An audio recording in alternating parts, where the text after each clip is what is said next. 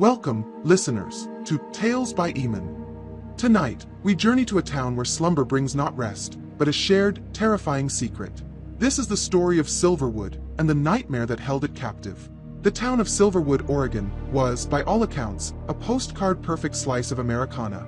Nestled in a valley carved by the Cascade Mountains, it was a place where neighbors knew each other's names, where the scent of pine and damp earth hung perpetually in the air, and where the biggest news was usually the winner of the annual county fair's pie baking contest. It was a town of quiet routines and comfortable familiarity, until the dreams started. My name is Ethan Hayes. I've lived in Silverwood my entire 34 years. I'm a high school history teacher, a job that suits my quiet disposition and my love for the town's simple, unassuming past. I live in a small craftsman house on Maple Street, the same one my parents lived in. My life, much like Silverwood itself, has always been predictable. Wake up, brew coffee, walk my golden retriever, Murphy, teach teenagers about the Civil War, grade papers, sleep. It was a loop, a comforting, stable loop. But then the loop broke. It began subtly. A collective grogginess seemed to descend upon the town. My students, usually a mix of morning bright energy and teenage apathy, were universally sluggish. Their heads lolled, their eyes were rimmed with a faint, bruised purple. At the local diner, the Silver Spoon, where I got my coffee every morning, Sarah, the perpetually cheerful owner, looked haggard. Her smile didn't quite reach her tired eyes. "Rough night, Ethan?" she asked one Tuesday morning, her voice raspy. "You could say that," I admitted, rubbing the back of my neck.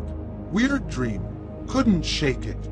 Sarah just nodded, a flicker of something unreadable in her expression. "Yeah, something in the air, I guess." I didn't think much of it then. A bad night's sleep is hardly a town-wide conspiracy, but the dream had been unsettlingly vivid. I was standing in the middle of Old Miller's Bridge, the ancient covered bridge that spanned the whispering rapids of the Silver Creek. It was night, a moonless, starless kind of night that felt like a thick, velvet blanket had been thrown over the world. The only light came from a single, flickering lantern held in my hand. In the dream, I could feel the splintered wood of the bridge beneath my bare feet, the damp chill that rose from the rushing water below. And I could hear a sound. A soft, rhythmic chanting, a language I didn't understand, yet one that filled me with a primal, bone-deep dread. The dream always ended the same way. The lantern would suddenly go out, plunging me into absolute darkness, and a cold, slender hand would clamp down on my shoulder. I would wake up with a jolt, my heart hammering against my ribs, the phantom sensation of those cold fingers lingering on my skin. I dismissed it as stress. Maybe I needed a vacation. But the next day, during my fourth period class, I overheard two of my students, Jessica and Mark, talking in hushed tones. "The old bridge," Jessica was saying, her voice barely a whisper. "It was so dark, and there was this weird singing or something." Mark shivered, despite the stuffy heat of the classroom. "And the hand right at the end. On your shoulder." Jessica's eyes widened. "You too." I froze, my chalk hovering over the blackboard. It was my dream. Exactly my dream. Coincidence, I told myself. A creepy, highly specific coincidence. But then later that day, while picking up groceries at Thompson's Market, I heard old Mr. Abernathy, a retired lumberjack with a gruff exterior, speaking to his wife. "For the third night in a row, Clara, barefoot on that damn bridge, with that spooky music and the light going out, woke up in a cold sweat. The bag of apples slipped from my grasp, thudding onto the linoleum floor. It wasn't a coincidence." That evening, a sense of unease followed me home. I fed Murphy, but my own appetite was gone. The familiar comfort of my house felt thin, fragile. I found myself looking out the windows, staring into the encroaching twilight as if expecting to see something lurking in the shadows. The idea was absurd, but the shared details of the dream were too precise to ignore. The bridge, the darkness, the chanting, the lantern, and the final, terrifying touch. I decided to call my older sister, Amelia. She was a journalist in Portland, a 2-hour drive away. If anyone could apply a dose of rational, big city logic to this, it was her. "A mass nightmare," she said, her voice a mixture of amusement and concern filtering through the phone. "Ethan, have you been grading too many papers on the Salem witch trials?" "I'm serious, Amy," I insisted, pacing my living room. "I've heard at least 3 other people describe the exact same dream, down to the last detail." I could hear her typing on her keyboard. "Okay, let's break it down. Shared delusions can happen. Mass hysteria. Maybe there was a local news story about the bridge, something subconscious you all picked up on." "No, nothing," I said, shaking my head. "The bridge is just The bridge. It's been there for over a century. Nobody talks about it. All right, look, she sighed. It's probably just a weird fluke. But if it happens again tonight, call me in the morning. And maybe try some chamomile tea before bed. Or, something stronger. Her attempt at levity didn't help. The sun had set, and the darkness outside my windows was no longer just the absence of light. It felt heavy, intentional. I made sure my doors were locked, a habit I usually performed without a second thought. But tonight, the click of the deadbolt felt woefully inadequate. Sleep did not come easily. I lay in bed, staring at the ceiling, every creak of the old house setting my nerves on edge. Murphy, usually asleep at the foot of my bed, was restless too, whining softly and occasionally letting out a low, guttural growl at nothing I could see. When I finally did drift off, it was into a shallow, fitful state, and then, inevitably, I was back on the bridge. The dream was the same, yet somehow worse. The details were sharper, the sense of dread more profound. The rough wood under my feet, the smell of wet moss and decay, the chilling sound of the unseen water below. The chanting felt closer this time, the words just on the edge of my understanding, like a half-remembered, forbidden prayer. I held the lantern aloft, its weak, yellow light pushing back a darkness so absolute it felt solid. I knew what was coming.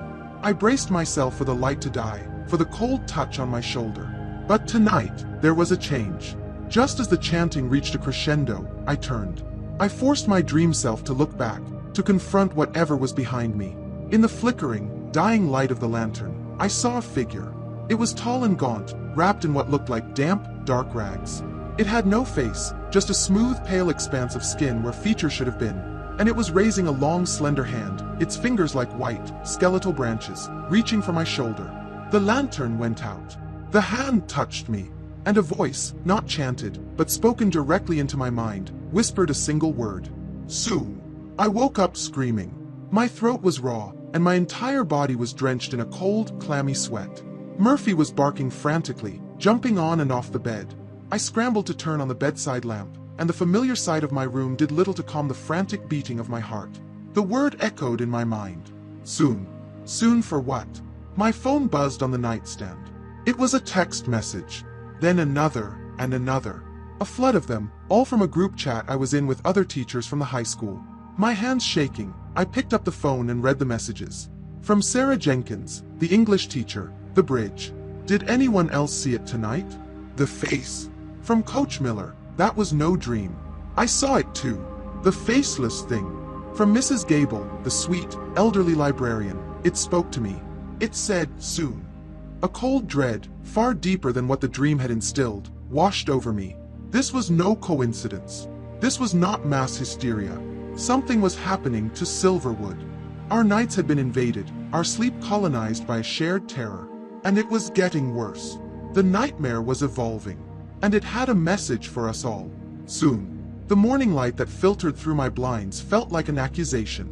Sleep, nature's gentle reset button, had become a portal to a shared horror, and waking up was no longer a relief, but a mere postponement. My phone was still clutched in my hand, its screen a gallery of terrified consensus. Every teacher at Silverwood High, from the stoic football coach to the flighty art instructor, had seen it. The faceless figure. The reaching hand. And they had all heard the same silent promise. Soon. School that day was a phantom limb of an institution, present in form but utterly devoid of function. The hallways, usually a cacophony of slamming lockers and teenage chatter, were unervingly quiet. Students walked in small, hushed clumps, their faces pale and drawn. Attendance was down by nearly 40%. The parents who did send their children had called the front office all morning, their voices a mix of anger, confusion, and raw fear. What was the school going to do about the dreams? As if Principal Thompson had a policy manual for dealing with collective psychic invasions. I abandoned my lesson plan on the Gilded Age. It felt absurd to talk about robber barons and industrial expansion when a far older, more intimate terror had taken root in our minds. Instead, I just let the students talk. At first, they were hesitant, glancing at each other, afraid to be the first to admit it. But then Kevin, a lanky sophomore who usually sat in the back, raised a trembling hand.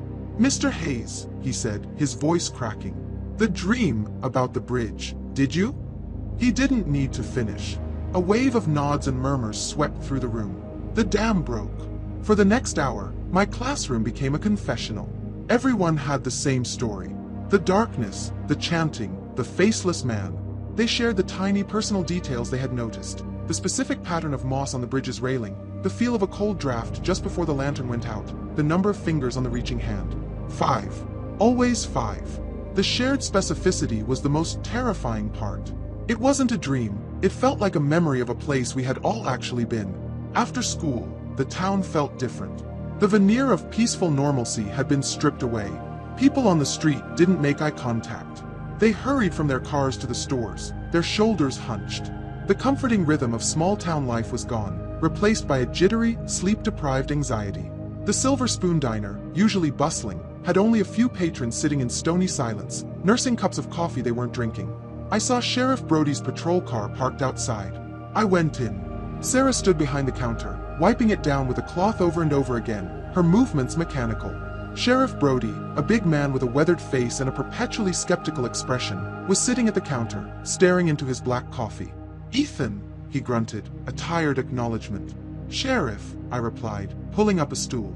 "Busy day." He let out a short, humorless laugh. "You could say that. Been fielding calls all morning. People think there's a gas leak, or someone's poisoning the water supply. They want a rational explanation for something that isn't rational." He took a long sip of coffee. "My wife, Donna, she had it too. Woke me up screaming. Said it whispered to her." "It whispered to all of us," Sarah said, her voice flat. She stopped wiping the counter and leaned on it, her eyes hollow. "What are we supposed to do, Sheriff? How do you arrest a nightmare?" Brody didn't have an answer. He just shook his head, the deep lines on his forehead growing deeper. This was beyond his jurisdiction. This was something ancient and invasive, and we were all defenseless against it. My mind, accustomed to looking for answers in the past, turned to the one place it could: history. Silverwood wasn't a new town. People had lived and died in this valley for over 150 years. Surely, something like this must have happened before. A history teacher without his archives is just a storyteller, and I needed facts. I headed to the town library, a beautiful old stone building run by Mrs. Gable. I found her not at the main desk, but in the local history section, surrounded by dusty, leather-bound tomes. She looked up as I approached, her gentle, wrinkled face etched with the same fear I saw in everyone else. "I had a feeling I might see you here today, Ethan," she said softly. "You heard it too, then? The word."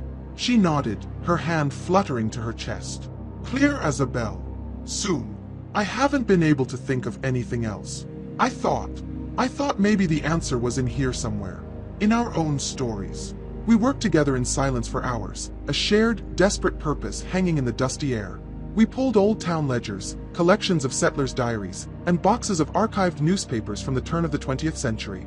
We were looking for any mention of mass hysteria, strange illnesses, or collective nightmares. For the first few hours, we found nothing but records of crop yields, church socials, and property disputes. As the afternoon sun began to dip low, casting long shadows across the library floor, I found it. It was in a fragile, yellowed newspaper from October of 1888. The Silverwood Chronicle. The headline was small, buried on the third page: "A strange affliction plagues township." My heart began to beat faster. I read the article aloud, my voice echoing in the quiet room. The reporter described a sleeping malady that had fallen over the town's founders. For weeks, citizens reported being plagued by the exact same night terror, one which they refused to describe in detail, speaking only of a dark bridge and a silent watcher. The article reported that several townsfolk had died in their sleep, their faces, according to the town doctor, frozen in expressions of utter shock and horror. The malady, the article concluded, had ceased as suddenly as it began, right after the first winter snowfall. There was no explanation. No follow-up. "My God," Mrs. Gable whispered, her hand covering her mouth. "It's happened before." But there was one more detail. A name I didn't recognize. The article mentioned that the affliction seemed to be centered on the families who had worked on the construction of a new bridge that year. The bridge meant to replace an older, smaller one that had been washed away in a flood.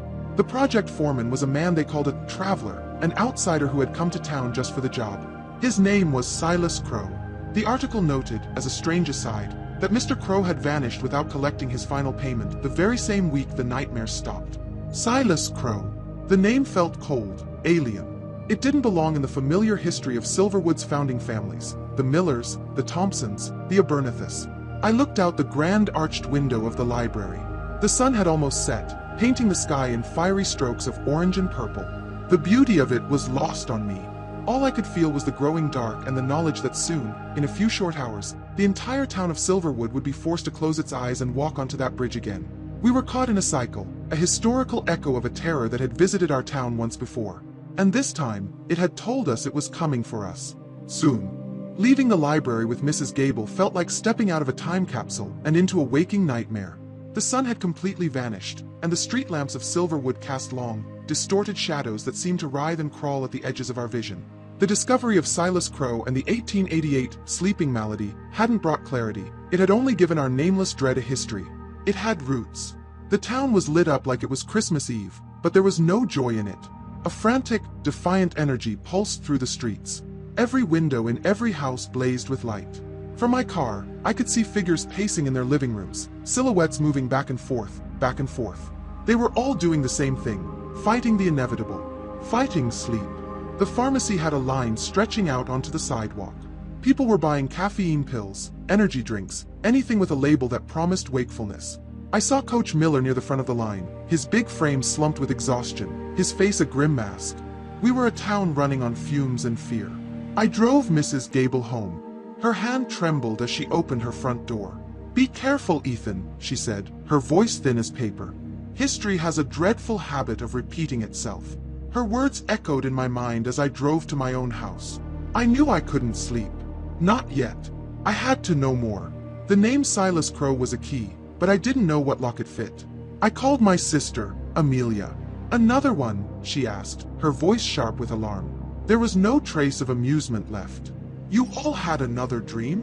"It's worse, Amy," I said, pacing my kitchen, my dog Murphy whining at my feet, sensing my distress. "The thing, this faceless man," it spoke. It said, "Soon. To everyone." I quickly relayed the story of my research with Mrs. Gable, the 1888 newspaper article, the sleeping malady, and the mysterious foreman who vanished.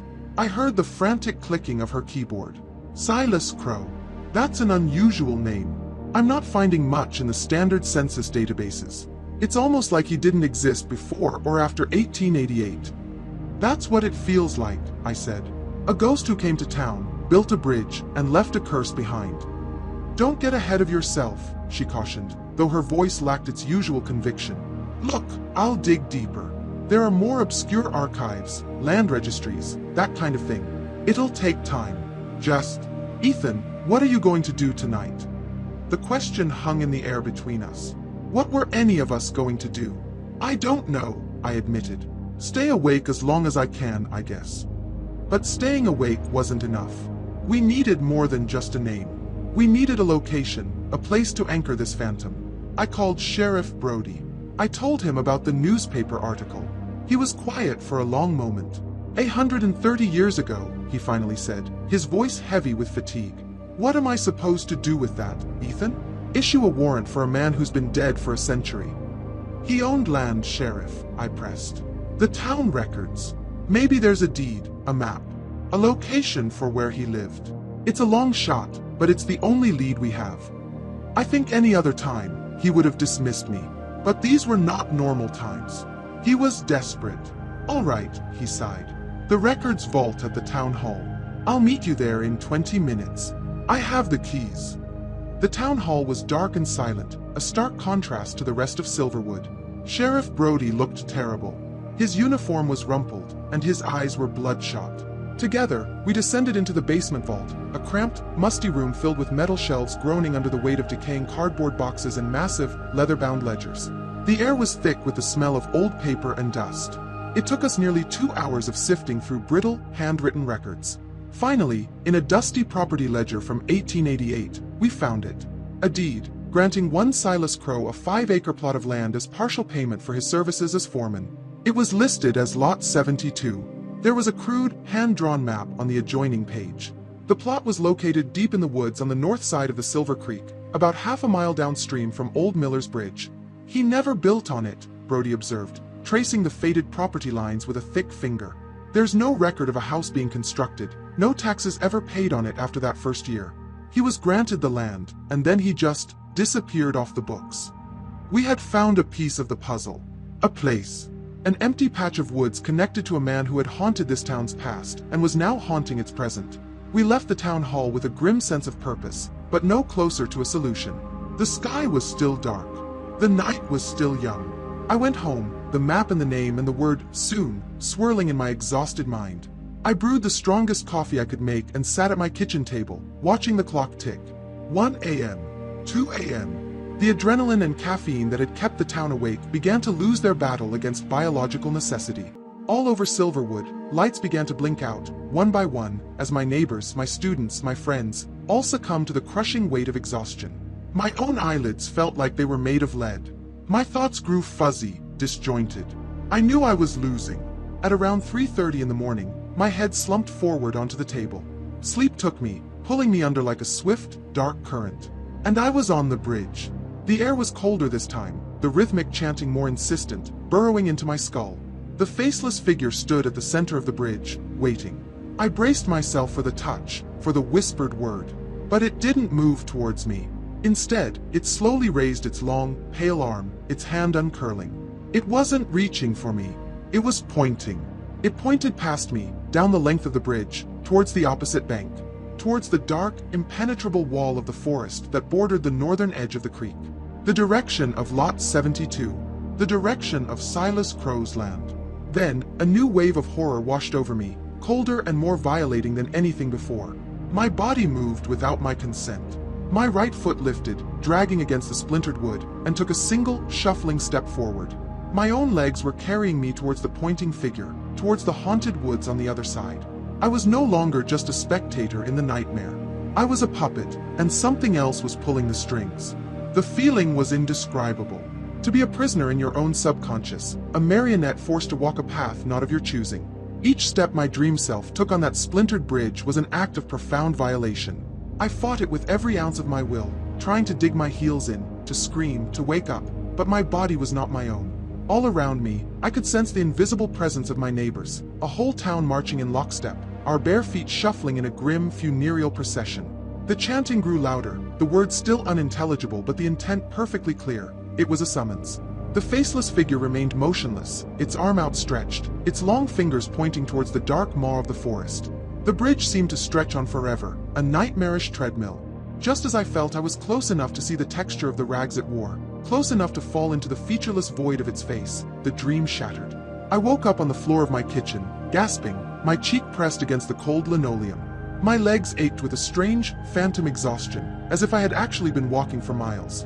This time, I didn't wait for the texts. I called Sheriff Brody immediately. He answered on the first ring, his voice gravelly and breathless. "It made you walk, didn't it?" he asked, no preamble needed. "Yes," I managed to say, pushing myself into a sitting position, towards the woods on the north side of the creek. "Same here. Donna's a wreck. Everyone is. The 911 switchboard is lit up like a Christmas tree. People waking up, thinking someone was in their room, moving their legs. Mass panic is setting in, Ethan. We're running out of time before this town tears itself apart from the inside out." "The land," I said, the thought solidifying in my mind. "Lot 72. Silas Crow's land. That's where it was pointing. I'm sure of it." "Yeah," Brody said, a note of grim resolution in his voice. "I know. Meet me at my office in an hour. And Ethan, bring the map." An hour later, a small, grim-faced group gathered in the sheriff's office. There was me, Brody, a pale but determined Sarah from the diner, and Coach Miller, who had shown up demanding to be a part of whatever was happening. His son was having night terrors, and the coach's fear had hardened into a protective fury. We were a history teacher, a cop, a diner owner, and a football coach. We were Silverwood's last line of defense against an enemy we couldn't see. "So that's the plan?" Sarah asked, her arms wrapped tightly around herself. "We're just going to take a walk in the woods? To a place a nightmare pointed us to. It's better than sitting here waiting for sleep," Miller grunted, his big hands clenched into fists. "It's a target. Something to move toward. Something to fight." Brody laid the old 1888 map on his desk, next to a modern topographical survey of the area. The old map is crude, but the landmarks are still there. The bend in the creek, that large rock formation they called Eagle's Beak. "We can find this place. It's about a 2-mile hike from the end of Old Creek Road." He looked around at us, his gaze lingering on each face. "This is not official police business. You don't have to come. But I'm going out there. I have to." None of us hesitated. We were all running on a cocktail of caffeine, adrenaline, and sheer terror, and the idea of taking action, any action, was the only thing that felt sane. We set out an hour later, Brody's official SUV bumping down the unpaved length of Old Creek Road until it became impassable. The four of us got out, the air immediately cooler and damper under the thick canopy of ancient Douglas firs. The woods were unnaturally quiet. No birdsong, no chattering of squirrels. The only sound was the rustle of our own feet through the thick undergrowth and the distant murmur of the Silver Creek. Brody led the way, navigating with the maps and a compass. Coach Miller was right behind him, carrying a heavy-duty flashlight and a small hatchet, which he held like it was a weapon against the shadows. I followed, my mind racing, trying to connect Silas Crow to this oppressive silence, this feeling of being watched. Sarah brought up the rear, her eyes darting nervously into the dense woods around us. The forest grew darker and more claustrophobic the deeper we went. The trees were older here, their massive trunks covered in thick green moss, their branches interlocking high above us to block out most of the sun. It felt like walking through a great, green, silent cathedral. "We should be close," Brody said, his voice a low rumble. He pointed to a distinctive outcropping of granite rock to our left. "That's Eagle's Beak. The deed says the plot is about 200 yards due north of here." We pushed forward, the sense of anticipation and dread growing with every step. We were about to step onto haunted ground, the physical anchor of our collective nightmare. What would we find? A grave? An altar? We broke through a final, thick wall of ferns and stopped dead. We had found it. It was a clearing, perfectly circular, about 50 feet in diameter, and it was profoundly wrong. Unlike the lush forest floor around it, the ground inside the clearing was barren. Nothing grew there. Not a single blade of grass, not a patch of moss. The earth was packed down, gray and dead-looking. The ancient trees that formed the circle's perimeter seemed to lean away from it, their branches contorting as if recoiling from the empty space. The air in the clearing was cold, a stark, unnatural drop in temperature that made me shiver. We stepped into the circle together, our boots making soft, dead sounds on the hard-packed earth. What could do this? Sarah whispered, her voice trembling. "It's like the ground itself is poisoned." We fanned out, searching the empty space for anything. It was Coach Miller who saw it first. "Hey," he called out, his voice tight. "Over here." He was standing in the absolute center of the clearing, and at his feet, almost completely swallowed by the dead earth and a few skeletal rotting leaves, was a small, dark shape. I knelt down, my heart pounding against my ribs. My fingers brushed away the dirt. It was metal, rusted and pitted with age. A thin, wire frame. A hinged top. A circular base designed to hold a candle or an oil font. My breath caught in my throat. It was an old lantern. An antique, its glass panels shattered into 1,000 long-lost pieces, its metal body decaying back into the earth. But the shape was unmistakable. It was the lantern. The exact lantern that each and every one of us had been holding in our dream, night after terrifying night. The barrier was gone. The thin wall that separated the nightmare from the waking world had just crumbled to dust. The dream was real. It was here. I reached out a trembling hand, my fingers hovering over the cold, corroded metal, the physical proof of our shared horror. My fingers made contact with the rusted metal. A shock, not of electricity, but of ice-cold reality, shot up my arm. It was real. This relic from our shared nightmare was solid and tangible under my touch. The world seemed to tilt on its axis as the four of us stared at the half-buried lantern, the last vestiges of our skepticism evaporating into the cold, dead air of the clearing. This wasn't just a psychological event. It was a geographical one. We were standing at its epicenter. A choked sob escaped Sarah's lips. "It's the one," she whispered. "It's his." She didn't have to say whose. We all knew. This was the lantern held by the faceless thing. Or perhaps, the lantern held by Silas Crow. The distinction between the two was becoming terrifyingly blurry. Sheriff Brody crouched beside me, his face a mask of grim professionalism, but I could see a new kind of fear in his eyes. He poked at the ground around the lantern with the tip of a thick branch. "The ground here is different," he said, his voice low. "Harder. More compacted than the rest of the clearing." He was right. It felt less like earth and more like old, cracked clay. Coach Miller, needing an outlet for his coiled tension, took the small hatchet from his belt and slammed the blunt end of it against the ground. Instead of the soft thud of dirt, it made a hollow wooden thump. We looked at each other, a silent, fearful question passing between us. With a shared, unspoken agreement, we began to dig. Miller used his hatchet to break up the hard-packed surface while the rest of us used our hands, scooping away the dead, gray soil. It only took a few minutes to uncover the truth. Beneath a few inches of earth lay a large, square shape made of dark, rotting wood. It was a trapdoor, its planks warped and swollen with a century of moisture, a large, rusted iron ring set in its center. "What is this?" Sarah breathed, backing away. "A root cellar? A well?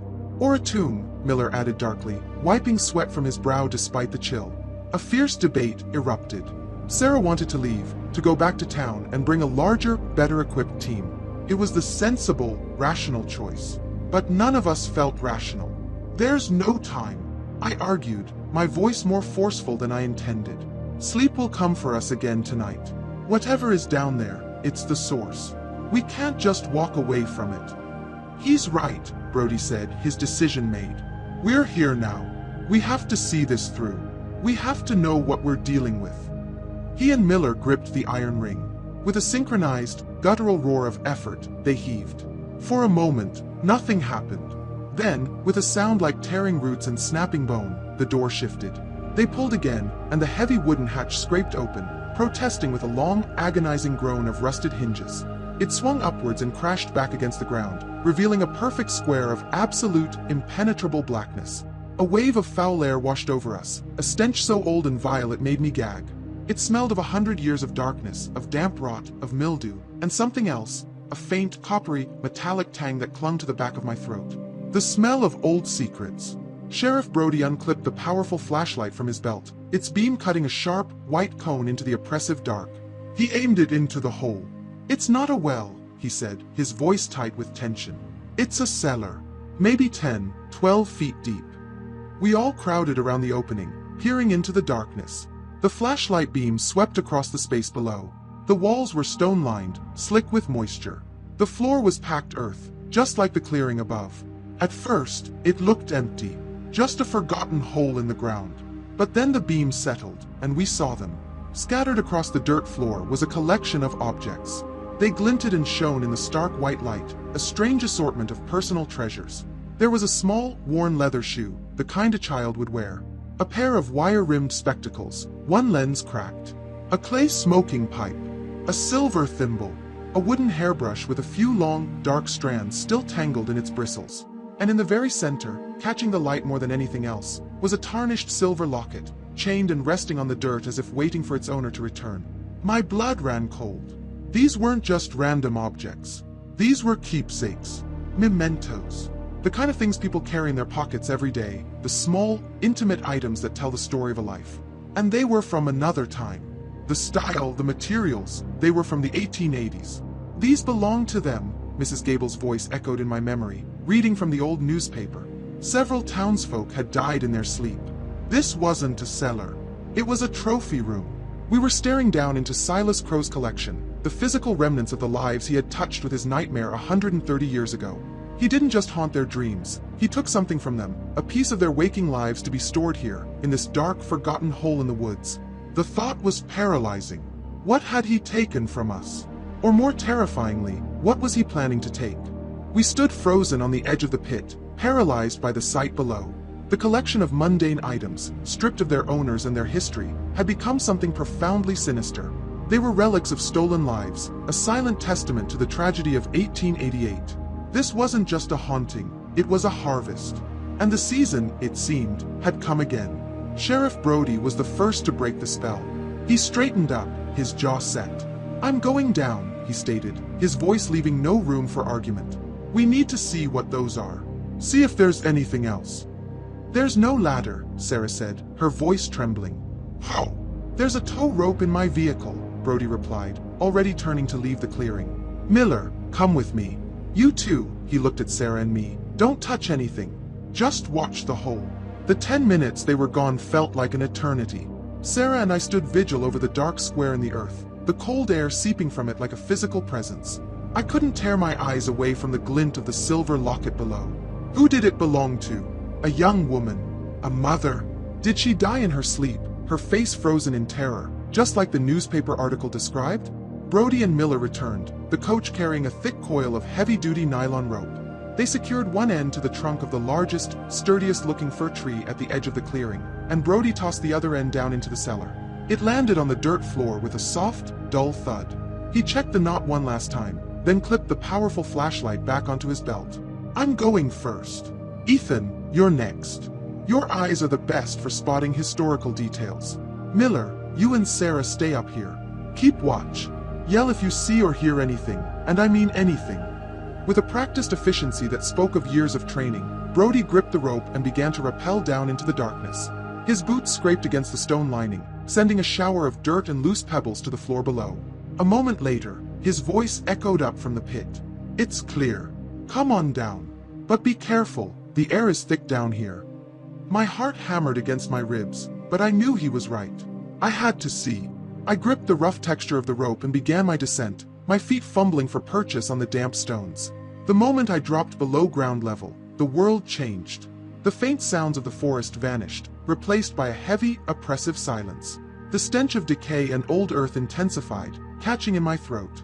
When my feet finally touched the cellar floor, a shiver racked my entire body. We were in it now.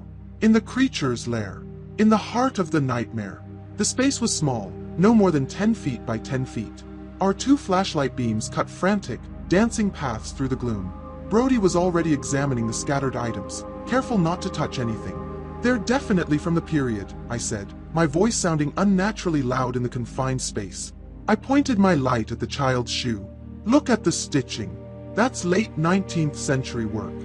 Every object told a story of a life interrupted. We were standing in a makeshift mausoleum, a trophy room for a predator that fed on slumbering minds. My light fell again on the silver locket. Acting on instinct, I carefully picked it up. It was cold to the touch, unnaturally so. It was surprisingly heavy. My thumb found the small clasp, and with a faint click, it sprang open. I had expected to see a faded portrait, a miniature of a loved one. But there was nothing. The spaces for the photos were empty. Instead, tucked into one side, was a tiny, intricately folded piece of brittle, yellowed paper. My fingers trembled as I carefully worked it free and unfolded it. It wasn't a note. It was a drawing, done in faded brown ink. It was a complex, circular symbol, a spiral of sharp, jagged lines that seemed to twist and writhe, drawing the eye inward.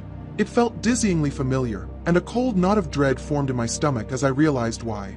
The jagged, rhythmic pattern of the lines. It was a visual representation of the chanting from our dream.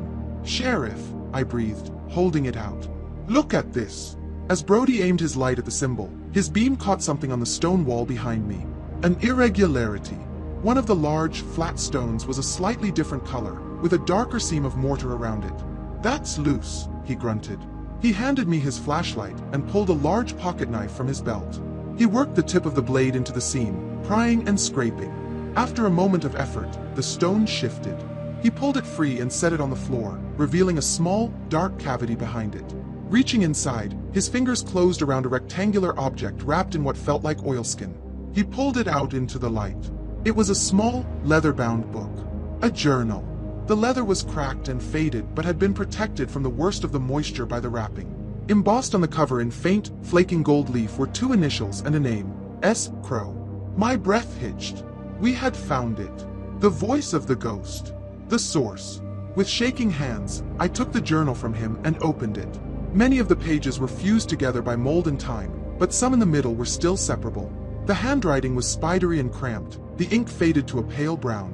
I found a page that was mostly legible and, holding the flashlight steady, I began to read aloud, my voice a strained whisper in the suffocating silence.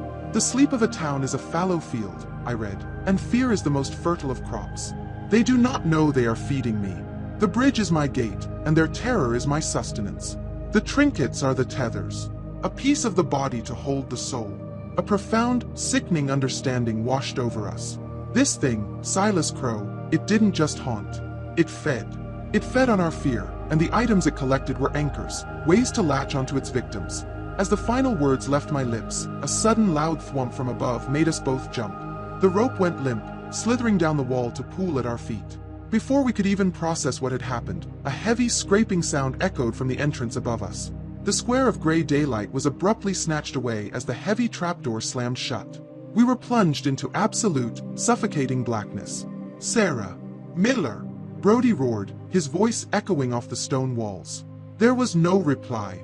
The silence that followed was heavier and more complete than any I had ever known. And then, it was broken. A soft, whispering chant began, seeming to come not from any single direction, but from the very stones around us, from the dead earth beneath our feet. It was the chant from the dream, the sound that matched the symbol in my hand. It was soft at first, then grew steadily, impossibly, louder. We were trapped in the dark, in the creature's pantry, and it was here with us. Darkness. Absolute and total. It was a physical weight, pressing in on me, stealing the air from my lungs. The chanting was no longer a distant echo. It was inside the cellar with us, a multi-layered, whispering vortex of sound that vibrated through the stone floor and into the soles of my feet. Panic, cold and sharp, pierced through my shock. We were in a box, buried in the earth, and something ancient and hungry was outside the door. Or perhaps it was inside with us. Ethan, talk to me. Are you all right? Brody's voice was a strained roar, barely audible over the chanting. I'm here. I yelled back, my own voice sounding thin and reedy. I can't see anything. I could hear him fumbling nearby, the frantic sound of cloth and metal. My flashlight's gone. Must have dropped it when the door slammed. The chanting swelled, the dissonant syllables scraping at the edges of my sanity. This was how it ended. Trapped in the dark, listening to the monster's song. But then, a tiny click echoed in the small space, and a feeble pinpoint of blue-white light appeared. Brody was holding his keychain, a tiny LED light no bigger than a thumbnail casting a pathetic glow. It wasn't much, but it was enough to beat back the absolute black. In its weak beam, I could see the sweat glistening on his pale face, his eyes wide with a terror that mirrored my own. We need to get out of here, he said, his voice a low, controlled growl. That door. Give me a boost. It was a desperate, primal urge to escape. I braced myself against the damp stone wall, laced my hands together, and hoisted Brody up onto my shoulders. He was a heavy man, and I grunted under the strain as he rose, his hands reaching for the wooden planks of the trapdoor above us. He pushed. The veins in his neck stood out, his breath coming in ragged gasps. It's no good, he grunted, his voice tight with effort. It won't budge. It feels like something's holding it down. As he spoke, a sound filtered down from above. A heavy, dragging sound, like a sack of rocks being pulled through the dirt. It was followed by a sharp, terrified cry from Sarah, a cry that was brutally and suddenly cut off. Then, silence. A deep, profound silence from the world above that was somehow more terrifying than the scream had been. Sarah! Miller's voice roared, a sound of pure fury. We heard a brief, violent scuffle, the thud of bodies hitting the ground, and then Miller, too, fell silent. Brody dropped back down to the cellar floor, landing with a heavy thud. The hope drained from his face, replaced by a terrible understanding. They're gone, he whispered, the words hanging in the foul air between us. It has them. We were alone, trapped. The chanting around us seemed to mock our predicament, growing stronger, more confident. Despair began to set in, a cold, creeping numbness. We were next. Then I felt the book still clutched in my hand. The journal. The journal, I said, my voice hoarse. Brody, the light. Hold it steady. It's our only chance. If this thing has rules, they have to be in here. He nodded, his expression grim, and held the tiny keychain light over the open page. The beam was so weak I had to hold the journal inches from my face, my eyes straining to decipher the spidery, faded script. I flipped past the page we had read, my fingers clumsy with fear. The next few pages were a ruin of water damage and mold, the ink a meaningless blur. But then I found another section, a series of shorter, more frantic entries. It cannot take them completely in the dream, I read aloud, my voice trembling as I translated the 19th century cursive. The dream body is a shadow. To make the victim whole, to truly consume the fear, it requires a physical anchor. The tether. The trinkets, Brody breathed. The shoe, the locket. They're not just trophies, I said, my eyes scanning the page frantically. They're part of the process. They're how it holds on. I continued reading. The creature is bound to this ground, this circle of blighted earth. It cannot cross the running water of the creek, for the current cleanses the connection, washes away the psychic scent. The bridge is its snare, the one place its influence can stretch across the boundary. To sever a tether, to free a soul from its grasp, the object must be returned to the living water. The water must reclaim it. A solution. A desperate, impossible plan, but a plan nonetheless. We had to get the tethers, the old ones and whatever it had taken from Sarah and Coach Miller, and get them into the Silver Creek. But as this sliver of hope appeared, the cellar grew impossibly cold. The weak light from the keychain began to flicker erratically. I could see my own breath fogging in the air. A thin layer of frost, stark white and unnatural, began to spiderweb across the dark stones of the wall opposite us. We both stared, mesmerized with horror, at a corner of the cellar that was steeped in the deepest shadow. The darkness there seemed to thicken, to congeal.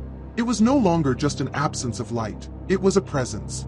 It began to pull itself together, drawing the shadows into a central point, rising from the floor like a column of black smoke. It took on a form, a tall, gaunt, skeletal shape wrapped in rags of deeper darkness. A smooth, pale oval began to resolve itself where a head should be. It was the Faceless Man. It was manifesting from the shadows, right here in this cramped, subterranean prison with us. The chanting reached a fever pitch, a deafening roar inside my skull. The creature took a silent, gliding step forward, and the little LED light on Brody's keychain gave one last, defiant flicker, and died. There is no darkness like the kind you find when buried alive. It was a physical entity, a thick, suffocating blanket that muted sound and erased the world.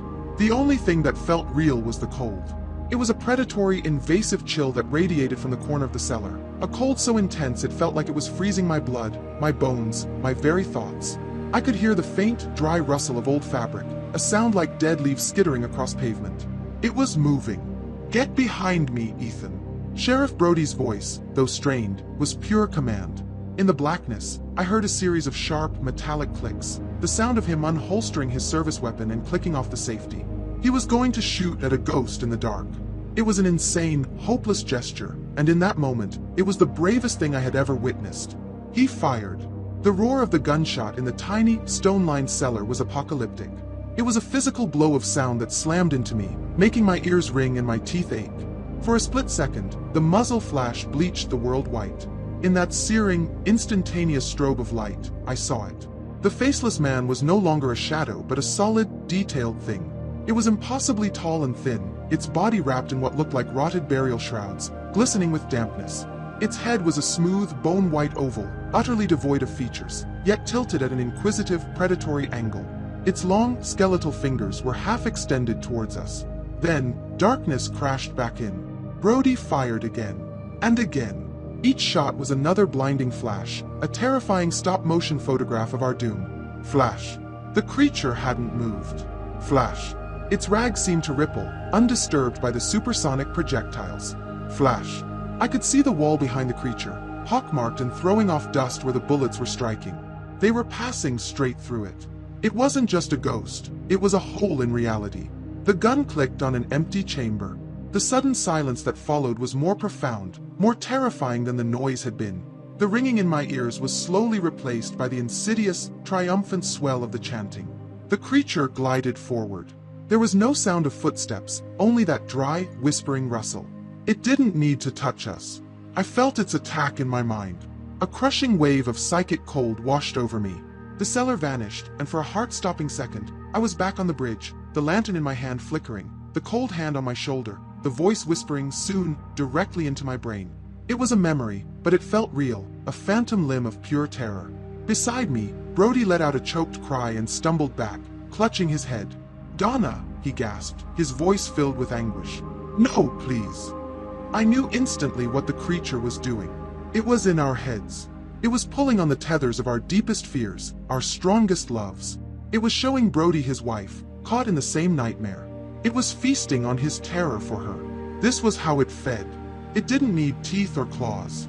We were going to die here, paralyzed by our own minds until our hearts gave out. But as the psychic assault washed over me, my fingers tightened on the journal in my hand. Its solid, physical weight was an anchor. The rules, I thought, my mind grasping for the words I had read. The tethers. The gate. The symbol. The symbol. It was a piece of the creature's own design, its own language. Maybe it wasn't just a nameplate. Maybe it was a key. "Brody! A light!" I screamed, my voice raw. "Anything! I need a light!" Through the haze of his own psychic torment, some part of the sheriff's training, his sheer force of will, broke through. He staggered, fumbling in his pockets. I heard the scrape of metal on metal. He was a smoker, a habit he was always trying to quit. With a thumb that shook violently, he flicked the wheel of a Zippo lighter. A spark. Another. On the third try, a small, brave yellow-orange flame sprang to life, pushing back the oppressive dark. The flame cast a warm, flickering glow, a stark contrast to the deathly cold emanating from the creature. It stood no more than 5 feet away now, its featureless face turned towards us, its long white fingers slowly uncurling. It was reaching for us, ready for the final harvest. "The paper!" I yelled, pulling the brittle, folded square from my pocket. "The locket paper!" With a journal clutched in one hand, I held the small paper in the other, thrusting it into the light of the flame. The ancient ink of the spiral symbol seemed to drink in the warm light. For a heartbeat, nothing happened. Then, the lines of the symbol appeared to darken, to pulse with a faint, sickly internal energy, like dying embers. The creature froze. It reared back, its whole body recoiling as if it had touched a live wire. The chanting faltered, stumbling over itself and dropping in pitch. A wave of silent, mind-numbing fury washed over us, a feeling of pure, frustrated hatred that was so intense it made my nose bleed. The thing wasn't in pain, but it was being held back. It was being denied. We had found a shield. A fragile piece of paper and a flickering flame.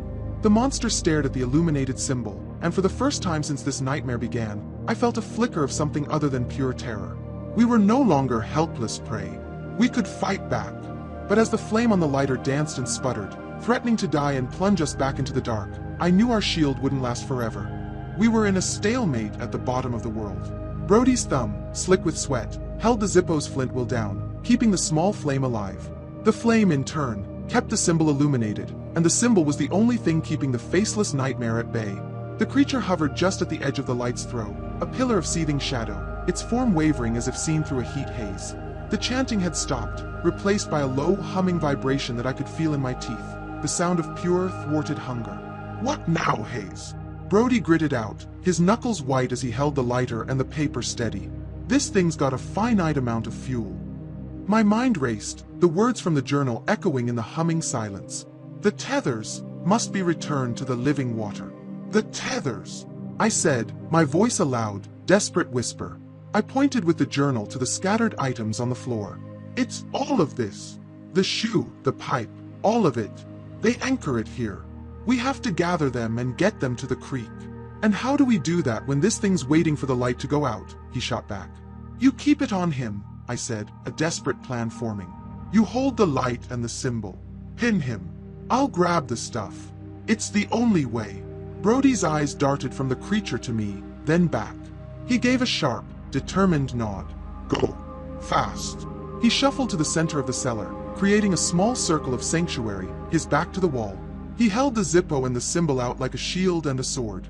The creature recoiled slightly, its form dissolving at the edges where the light touched it. That was my cue. I scrambled on my hands and knees across the cold, packed earth, moving outside the main cone of light. The moment I left the relative safety of the flame, the intense chill returned, sinking into my bones. The humming intensified, focusing on me. I reached for the closest object, the small, leather child's shoe. The instant my fingers touched the brittle leather, a jolt went through me. It was not a physical shock, but a psychic one.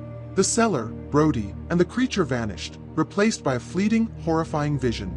I was small, terrified, my face wet with tears, running barefoot through a dark, cold wood. I could hear a strange, singing sound behind me, and I knew if it caught me, I would be lost forever. I gasped, snatching my hand back. The vision was gone, but the echo of the child's terror remained, a cold residue in my soul. The creature was fighting back. The tethers were not just objects, they were memories, saturated with the final, terrified moments of their owners. "Ethan, what is it?" Brody's voice was tight with alarm. "It's the items," I choked out, shaking my head to clear it. "They're booby-trapped. Psychically." I had to push through it. Taking a deep breath, I grabbed the shoe and shoved it into the deep inner pocket of my jacket. I moved to the next item, the silver thimble, and was hit with a wave of a seamstress's arthritic pain and her despair over a dying husband. I grabbed the clay pipe and tasted phantom smoke and the bitter regret of a man who'd lost his farm. Each object was a new agony, a fresh wave of century-old sorrow and fear. I was collecting the ghosts of Silverwood, and their weight was crushing. Then I saw them, lying starkly apart from the older relics. On the damp earth lay two new items that did not belong. One was a simple, rectangular plastic name tag, the kind held on by a magnet. The name on it was Sarah. Beside it lay a gleaming silver whistle on a black nylon lanyard. Coach Miller's whistle. My stomach twisted. The creature had been busy while we were trapped. It had already taken its new tethers. A fresh wave of rage and determination cut through the fog of second-hand fear. I snatched up the name tag and the whistle, their modern shapes feeling alien and profane in this ancient place. I stuffed them into my jacket with the others. "I've got them!" I yelled to Brody, my pockets now heavy with their terrible burden. "All of them!" "Good," Brody grunted, the flame of the Zippo sputtering for a terrifying second. "Now for the door." Our roles reversed. I got on my hands and knees, and Brody, with a grunt of pain, climbed onto my back. He held the lighter and symbol up towards the trapdoor. The oppressive, heavy feeling that had held it shut seemed to lessen in the symbol's presence. "It's working," he said. "It's weaker. Push." I drove upwards with all the strength in my legs. Brody shoved against the damp wood above. With a groan of protest, the door moved. It scraped against the dirt and stone, heavy and waterlogged. "Again!" he yelled. I surged up, and with a final splintering crack, the trapdoor scraped open a few feet, letting a slice of blessed, clean night air and a view of the starless sky into our prison. "Go!" Brody yelled, climbing off my back. I didn't hesitate. I jumped, my hands finding the edge of the opening, and hauled myself out, rolling onto the cold, barren earth of the clearing. I was out. I was free. I turned immediately, reaching back down into the darkness. "Come on!" Brody was already there, handing me my jacket, now bulging with the weight of the tethers. I grabbed it, and as I started to pull it up, the creature made its move. The humming in the cellar rose to a piercing shriek. A blur of motion erupted from the darkness below. It ignored Brody. It ignored the symbol. It lunged for the tethers. A long, skeletal, bone-white hand shot out of the hole, clamping onto the sleeve of my jacket with impossible strength. I was jerked forward, my chest slamming against the edge of the opening, half in and half out of the pit. The creature was pulling, trying to drag its anchors, and me with them, back into the darkness. I held on, my muscles screaming, locked in a terrifying tug-of-war with a nightmare over a jacket full of souls. The hand was a vice of bone and shadow, its grip impossibly strong. I felt my own strength failing, my fingers slipping, my body being dragged inexorably back towards the pit. The creature's silent, psychic rage beat against my mind, a wave of pure possessiveness. These souls were its property. Below me, in the flickering light of the Zippo, I saw Sheriff Brody look up, his face a mask of desperate resolve. "Let it burn," he roared. He lunged upwards, not towards the exit, but towards the hand. He shoved the Zippo and the illuminated symbol directly against the creature's skeletal wrist. The effect was instantaneous and violent. There was no sound, but a psychic scream of pure agony tore through my mind, a shriek of raw static and hate that made me see stars. The bone-white hand didn't just let go, it disintegrated. It dissolved into a cloud of swirling black smoke, like ink dropped in water, before being sucked back into the darkness of the cellar. "Go!" Brody yelled, already finding a handhold to pull himself up. "Now!" I didn't need telling twice. I scrambled back from the edge of the hole as Brody hauled himself out, gasping for the clean night air. We didn't look back. We didn't wait to see if the creature would reform. We ran. My jacket, heavy with its ghostly cargo, thumped against my chest. We crashed through the undergrowth, adrenaline and terror lending speed to our exhausted bodies. We fled the barren clearing and plunged back into the oppressive darkness of the ancient woods, the sound of our own panicked breathing loud in the unnatural silence. Every snapping twig sounded like a pursuit. Every shadow seemed to coalesce into a tall, gaunt figure. But we didn't stop. We ran until our lungs burned and our legs screamed in protest. It was only when we stumbled into a small moonlit glade that we allowed ourselves to stop, bending over, hands on our knees, gasping for air. "We need to find them," Brody said between breaths, his eyes scanning the darkness around us. "Sarah. Miller." His words hung in the air, a terrible, unanswered question. Had the creature dragged their bodies back to its lair? As my eyes adjusted, I saw two shapes slumped at the base of a large cedar tree at the edge of the glade. It was them. We rushed over, our hearts sinking. They were alive, but only just. Sarah's face was ashen, her lips tinged with blue in the pale moonlight. Miller, the powerful coach, looked small and frail, his breathing shallow and rattling. They were cold to the touch, their bodies abandoned while their minds, their souls, were being held hostage by the tethers in my pocket. They were fading. "We have to get them to the creek," I said, the urgency of it cutting through my exhaustion. The journal said the water cleanses the link. What followed was the hardest journey of my life. I was not a strong man, and Brody was running on empty. But we hoisted our unconscious friends up, draping their arms over our shoulders, and began the slow, agonizing process of half carrying, half dragging them through the dense, pathless woods. Every root seemed placed to trip us, every low-hanging branch to snag us. And then we heard it. It was faint at first, a sound that was easy to dismiss as the wind. But it grew steadily. A dry, scraping, rustling sound. It was the sound of the creature's ragged clothes dragging through the dead leaves and underbrush. It wasn't loud.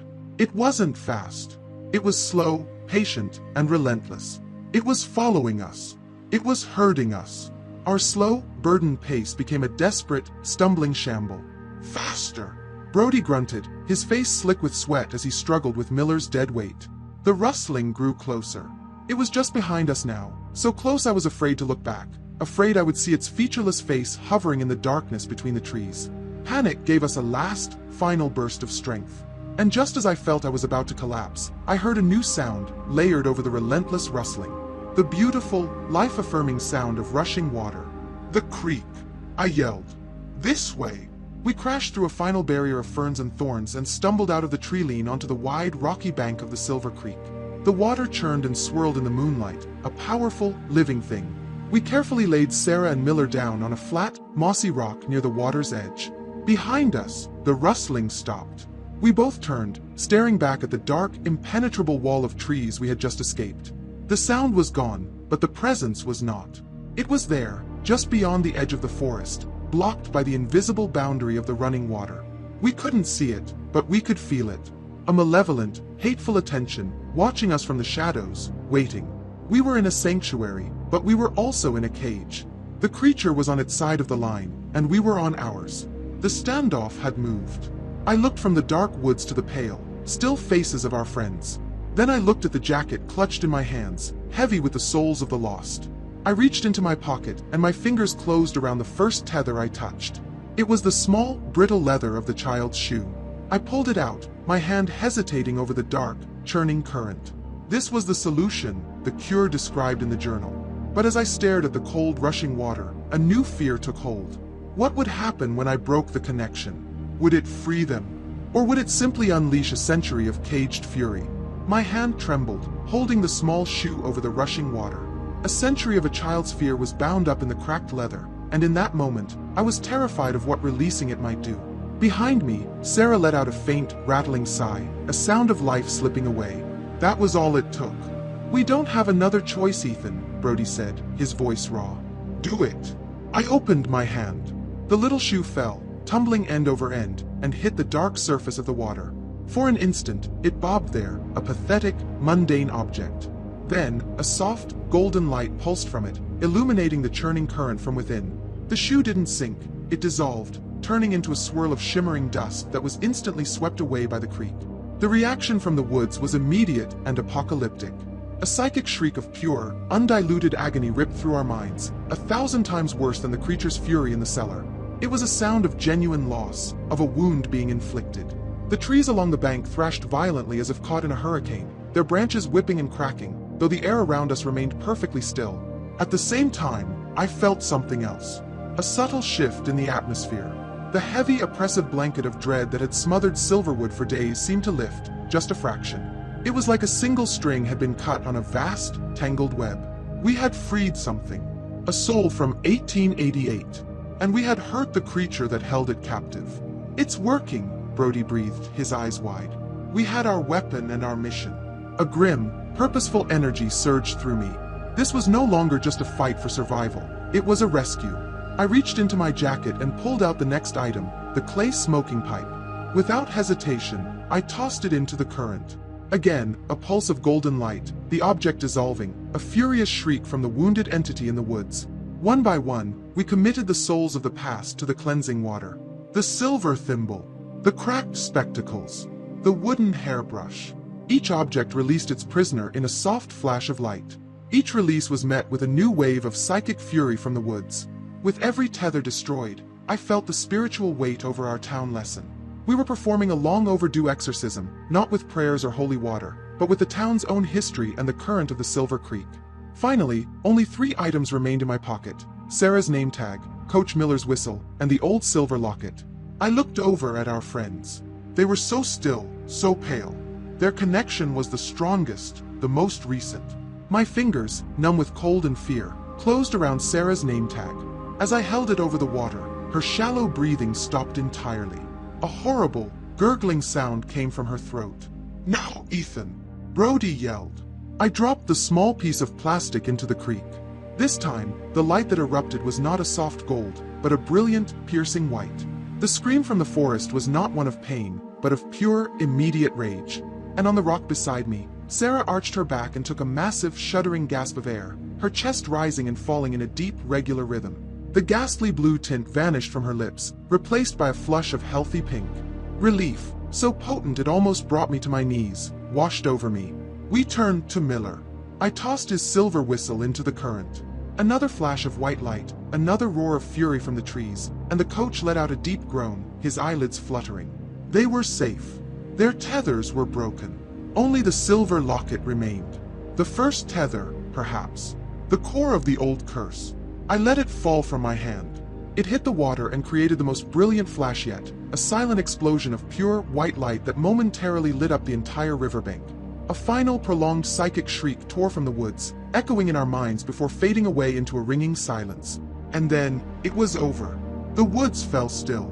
The hateful, watchful presence was gone. The air felt clean, fresh, washed clean of a century-old stain. I looked at Brody, a wild, exhausted grin spreading across my face. He mirrored it. We had done it.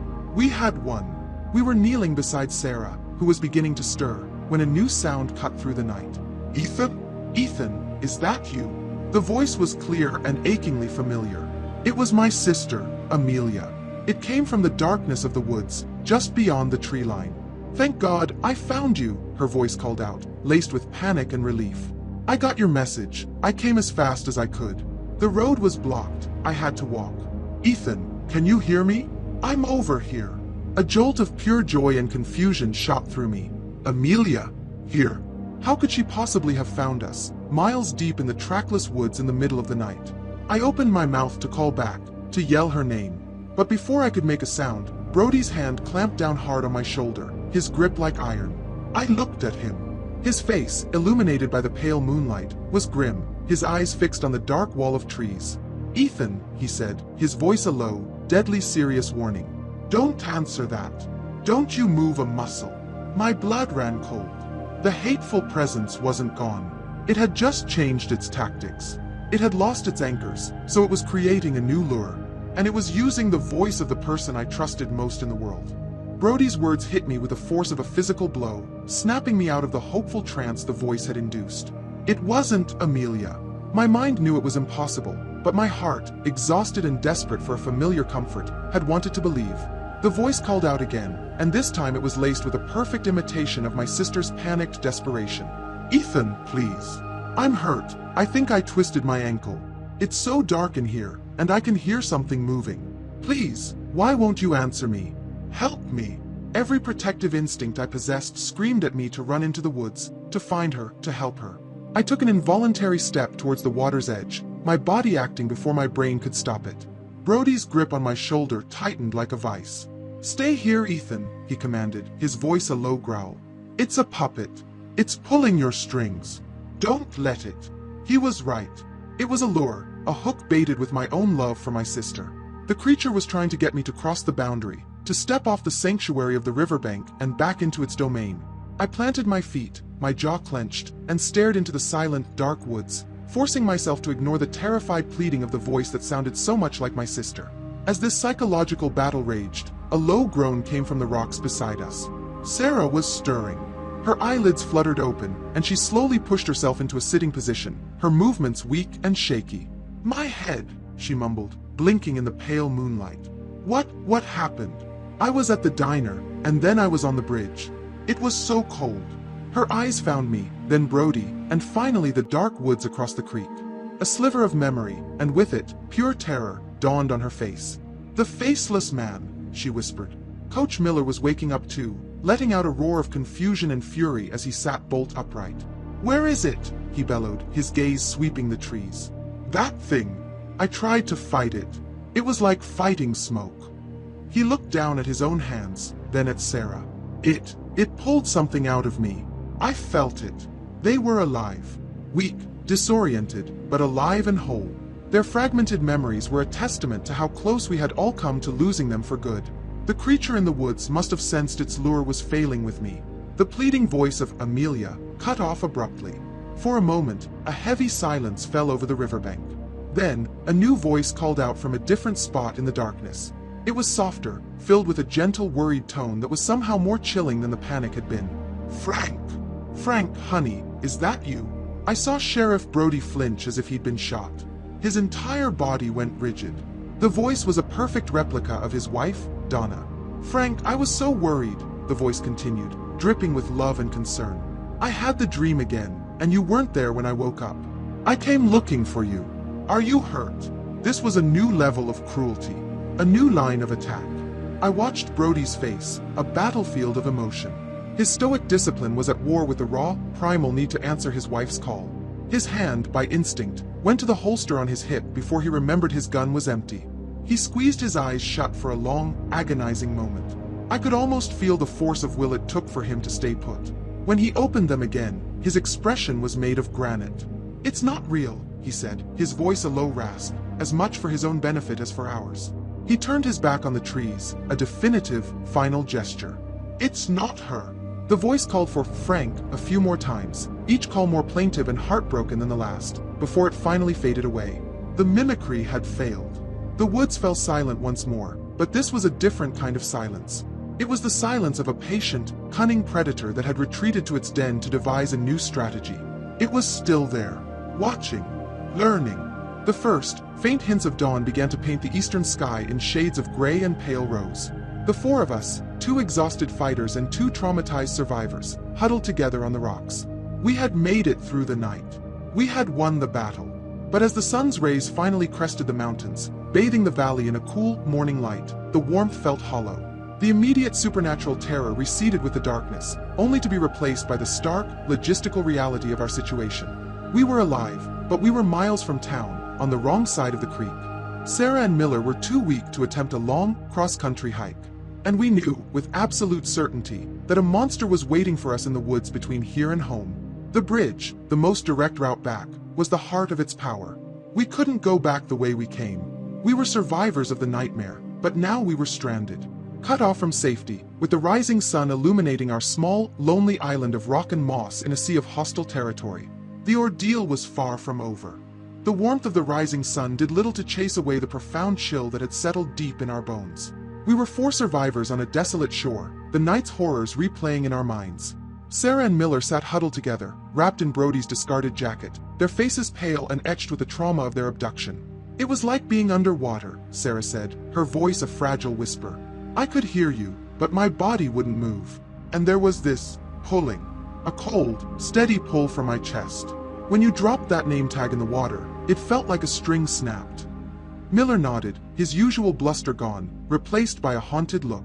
I felt it too, like it was draining me, siphoning something off.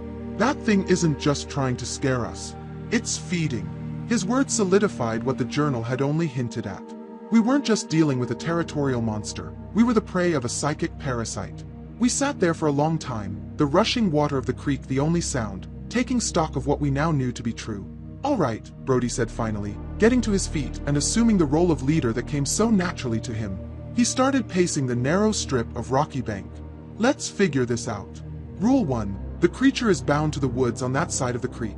Its main nest, or whatever you want to call it, is that clearing. It can't cross running water, I added, my mind clicking through the facts. The creek is a barrier, a fence. But the bridge is its gate, Brody finished, stopping to look at me. The one place it can reach across. That's why the dream always started there. And it can mimic voices to lure people into its territory, Sarah shuddered. But it has a weakness, I said, a flicker of confidence returning. I tapped my jacket pocket, where I'd carefully placed the journal and the paper with the symbol. The symbol. When it's lit up, it can't stand it. It's a repellent. We had the basic rules of our horrifying new reality, but they did little to solve our immediate, practical problem. We were on the north bank. Our cars, our homes, and our safety were on the south. We can't go back the way we came, Miller said, stating the obvious. And we can't cross that damned bridge. So we follow the creek, Brody said, his gaze turning west. downriver. I've studied the survey maps of this county 100 times. If we follow the bank, about 5, maybe 6 miles downstream, the creek passes under the Highway 26 overpass. His eyes met mine. A modern bridge. Concrete and steel. No history. No curse. It's a long walk, especially for you two, he nodded at Sarah and Miller, but it's the only route that keeps the water between us and it. It was a grueling plan, but it was a plan. Hope, however fragile, returned. Our new mission was clear: get to the highway. The journey began. It was a slow, painful procession. Sarah and Miller were still profoundly weak, leaning on me and Brody for support. The riverbank was not a smooth path, but a treacherous obstacle course of slick, mossy rocks, tangled roots, and thorny brambles. The morning sun climbed higher, but its warmth never seemed to reach us, blocked by the tall, silent pines that stood sentinel on the opposite bank. Every shadow seemed to mock us. Every rustle of leaves in the wind sounded like the creature's dry, whispering pursuit. The feeling of being watched was constant, a prickling sensation on the back of my neck. After about an hour of this punishing trek, the creek began a wide, sweeping curve to the south. As we rounded the bend, the landscape opened up, and we saw it. Across the water, perhaps 2 miles distant, was Silverwood. We stopped, a collective, painful silence falling over us. It was a picture of perfect peace. We could see the white steeple of the town church, the plume of smoke rising from the chimney at the Silver Spoon Diner, the glint of sunlight off the windows of the high school. It was our home. So close we could almost feel its warmth, yet it might as well have been on the other side of the moon. "Do you think, is it over for them?" Sarah asked, her voice filled with a desperate, longing hope. Now that the old tethers are gone? None of us knew the answer. Had we saved the whole town, or just ourselves? We pushed on, the image of our peaceful, unreachable home burning in our minds. The terrain grew more difficult, forcing us closer to the water's edge. And then, as we cleared a thick stand of alder trees, we got our first clear view of Old Miller's Bridge since our escape. It stood about a mile upstream, a dark, angular shape spanning the creek. Even in the bright, clear light of morning, it looked profoundly wrong. A place out of time. A dark aura, a visible sickness in the air, seemed to hang over its covered timbers. It was a scar on the landscape. We all stopped, transfixed by the sight. And then a breeze shifted, flowing down the river valley from the direction of the bridge. It carried a sound. It was faint, distorted by the distance and the rush of the water, but it was unmistakable. It was a low, rhythmic, multi-tonal hum. The chanting. My blood ran cold. This was not a psychic echo in my head. This was a real sound, carried on the wind, audible to all 4 of us. The nightmare song was being broadcast from the bridge, a beacon of its power, even in the full light of day. We had broken its hold on the past, but its power in the present, its anchor in our world, was still there. It was the bridge itself. The heart of the nightmare was still beating, and we were listening to its pulse. The sound of the chanting, real and physical, hung in the morning air, a poison carried on the breeze. It stripped away the last of our fleeting relief. We hadn't just been dealing with a creature in a cellar. We were up against a haunted landscape, and the bridge was its unholy altar. Every moment we spent within earshot felt like we were breathing in the nightmare itself. "We have to move," Brody said, his voice flat and hard. "Now, away from that sound." His words broke our horrified paralysis. We turned our backs on the distant, malevolent structure and resumed our grueling trek westward. There was a new desperation in our pace. We were no longer just walking away from a memory. We were trying to outrun a sound that felt like it was trying to worm its way back inside our skulls. As we walked, my mind churned, trying to fit this new, impossible fact into the framework of what we'd learned from the journal. "It's not just the creature," I said, stumbling over a rock as I tried to explain. "The creature is the heart, the engine. But the bridge is its voice. It's an amplifier, a broadcast tower for the nightmare. So even though we cut the tethers," Sarah picked up, her voice trembling, "the station is still on the air?" "Exactly," I said, a grim certainty settling over me. "It's still sending out the signal. We freed the old victims, and we saved you too. But it's still broadcasting, still looking for new listeners." A terrible new question hung unspoken between us. What was happening back in Silverwood right now? Were our friends and neighbors still trapped in the dream of the dark bridge, even after what we had done? Our victory at the creek felt suddenly, terrifyingly incomplete. The journey became a blur of pain and perseverance. The sun climbed higher, beating down on us, and we soon felt the pangs of dehydration and hunger. Miller, a man of immense physical fortitude, was pale and sweating, his strength completely sapped by his encounter with the creature. He and Sarah did their best, but they were stumbling every few feet, slowing us down to a crawl. The beautiful Oregon scenery, the clear water, the towering pines, the soaring eagles overhead, all felt like a cruel joke, a postcard from a world we were no longer a part of. We were losing hope when we saw the first sign.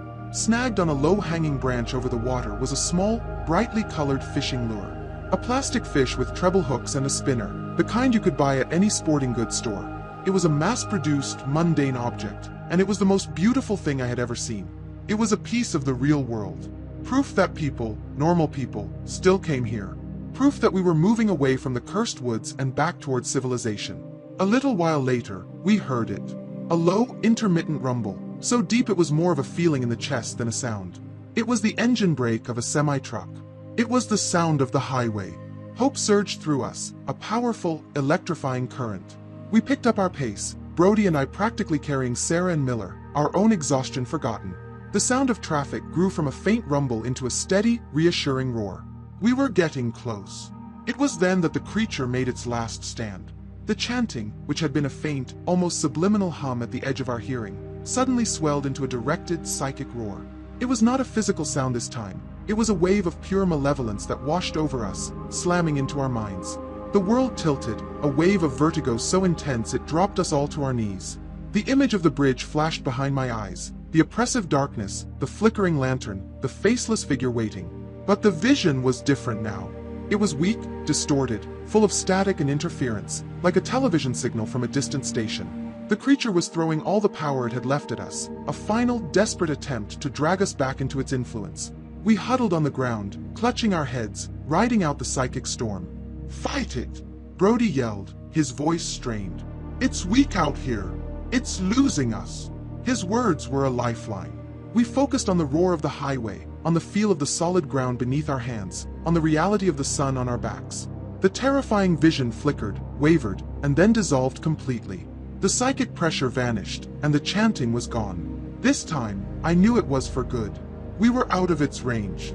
We staggered back to our feet and pushed through a final, dense thicket of salmonberry bushes. We emerged, blinking, onto a wide, sun-drenched gravel bank. And we saw it. Less than a quarter of a mile ahead, rising high above the creek, was the Highway 26 bridge. It was a massive, impersonal structure of gray concrete and rusting steel, a monument to the modern world. Cars, trucks, and RVs streamed across it in both directions, their tires humming on the pavement. It was solid. It was real. It was safe. We had made it. We stood there, for filthy, exhausted, traumatized castaways, staring at the bridge that was our gateway back to the world. We had escaped the nightmare's woods. But as I looked at the cars speeding along, oblivious to the ancient horror that nested just a few miles downriver, a new and unsettling thought took hold. We were coming back, but what kind of world were we coming back to? The last 100 yards were the hardest.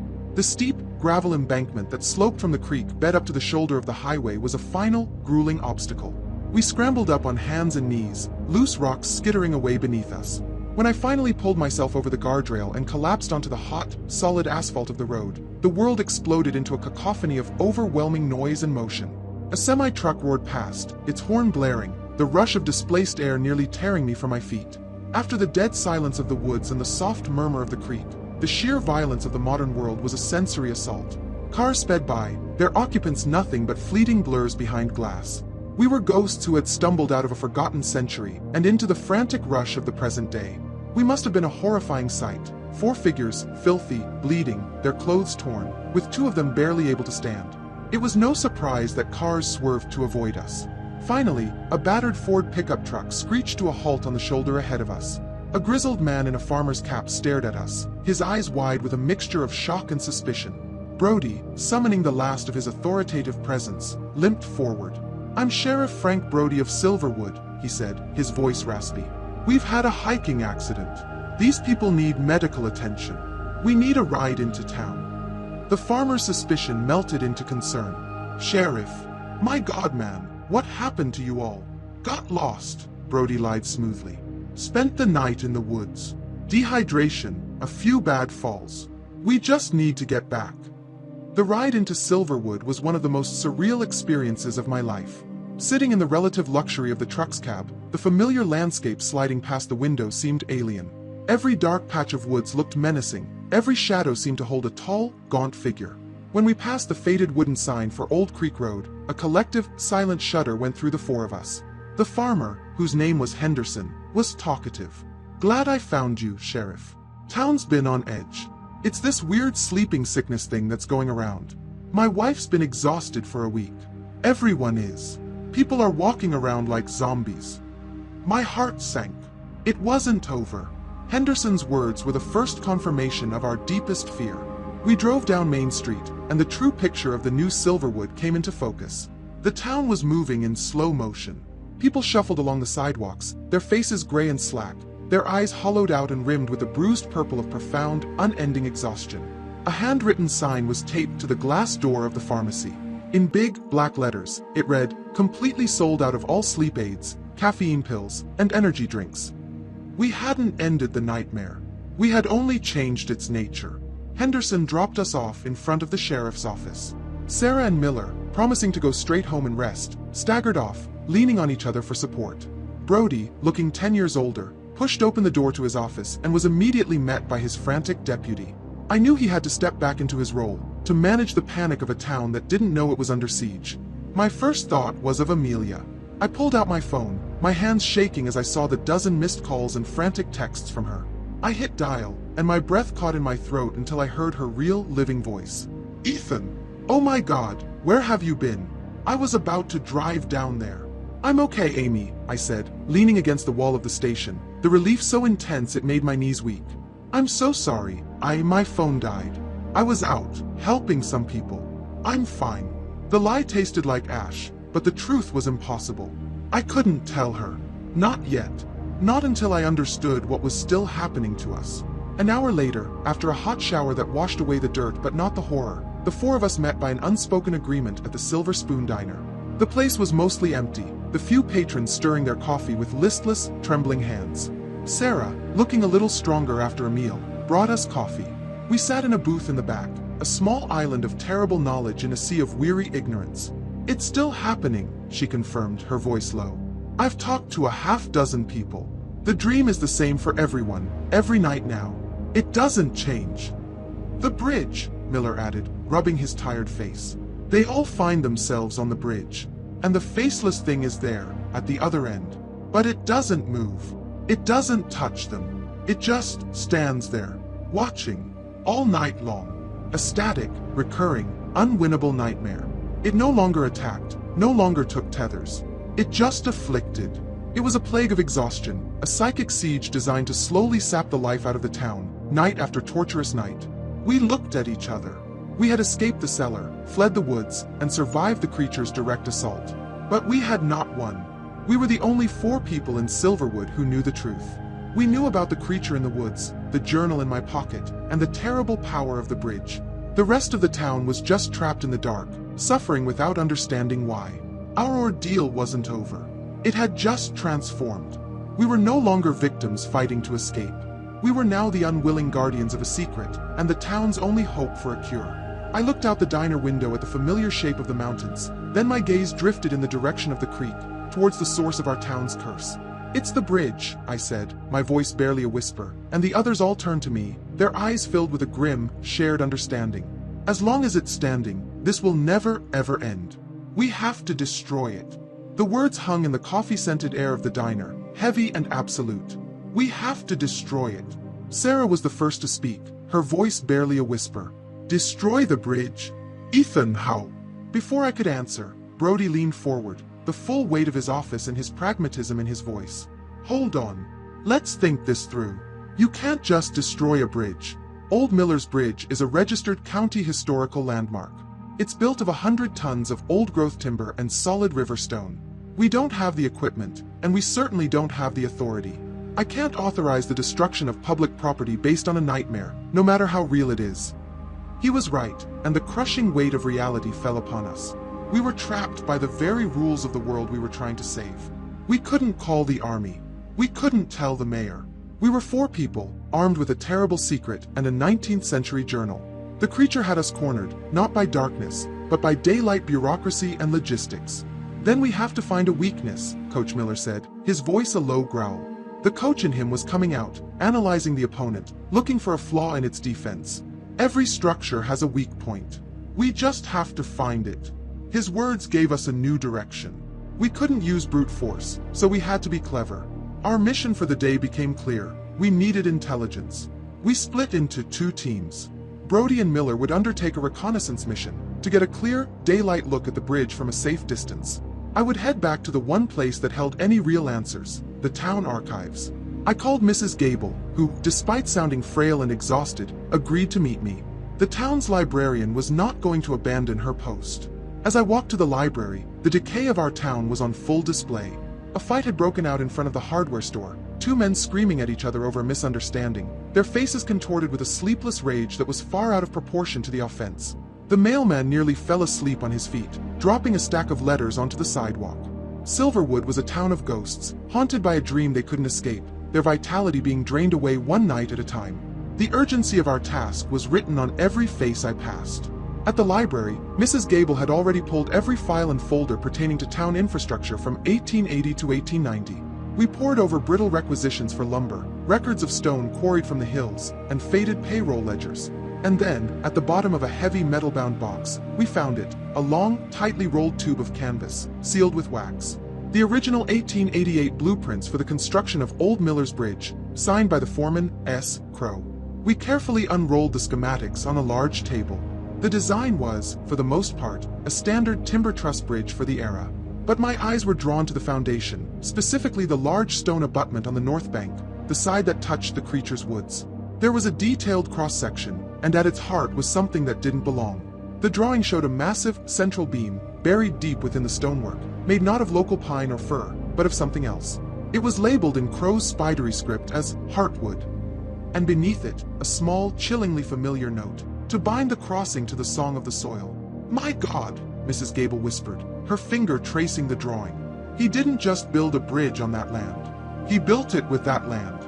This Heartwood, it must have come from the clearing. From that evil place. It was the linchpin. The central nervous system. A piece of the cursed ground itself, buried in the foundation, acting as a receiver and a transmitter for the creature's power.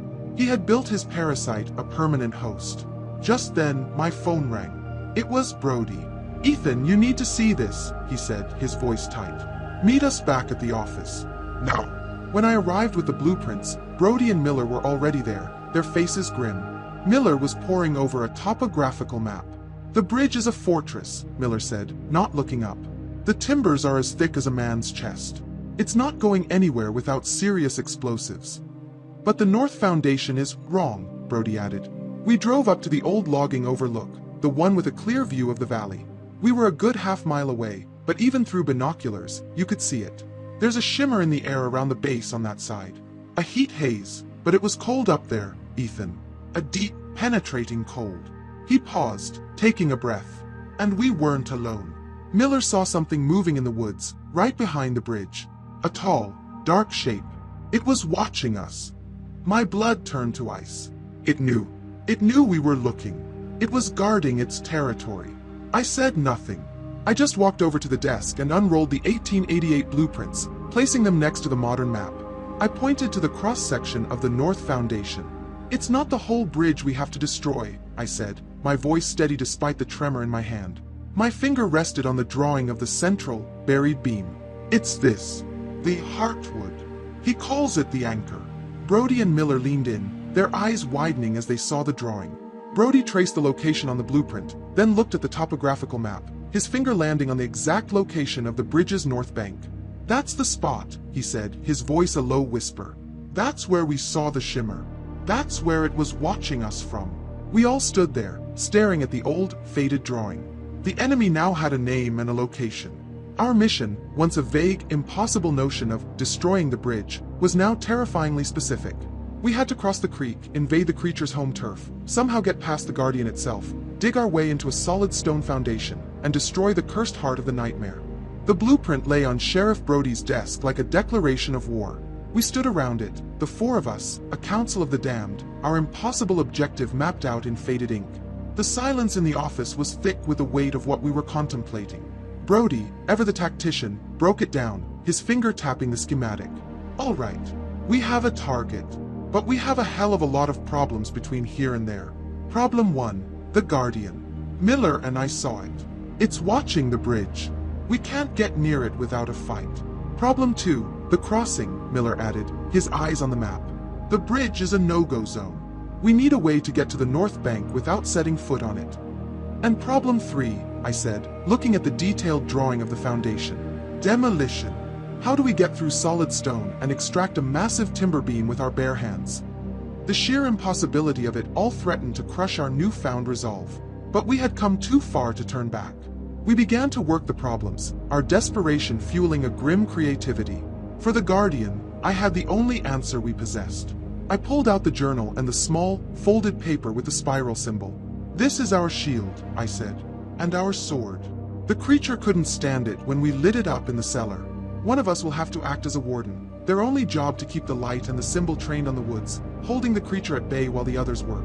It was a terrifying job, to be the sole focus of that thing's hatred. For the crossing, Brody's deep knowledge of the county came into play. He traced a line on the topographical map with his finger, a few miles upstream from the bridge. Here, he said. The creek narrows and runs through a shallow gorge. The water is fast, but the rocks are big and flat. It's treacherous, but it's crossable. We can get to the north bank there and then follow the tree line down to the bridge. It was our insertion point. That left the demolition. We don't need to level the foundation, Miller said, his practical mind seeing a solution. We just need to perform surgery. Get to the heartwood. He started making a list. We'll need sledgehammers, a couple of heavy-duty wrecking bars. A generator and a demolition saw would be best, for the stone. The town's public works yard has all of that, Brody mused. I can sign out the equipment. Say we're clearing a rock slide on an old service road. No one will question it.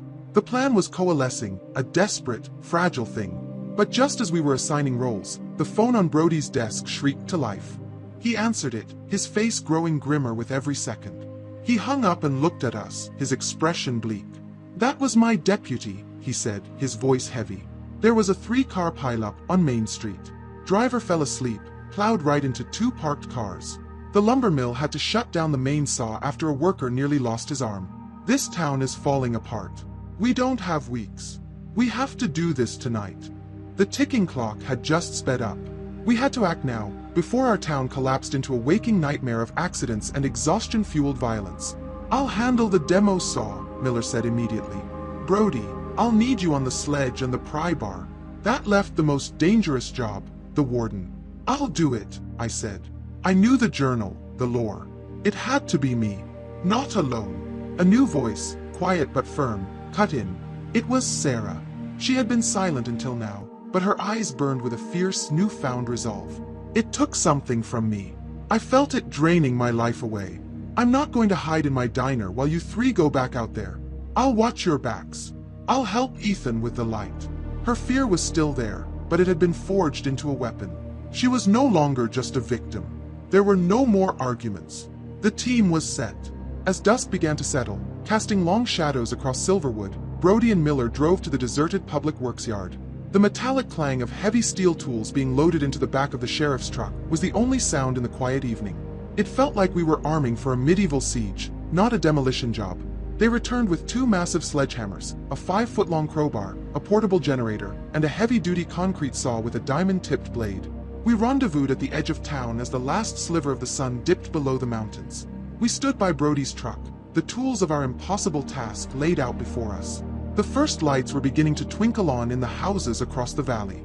We knew what was coming with the darkness.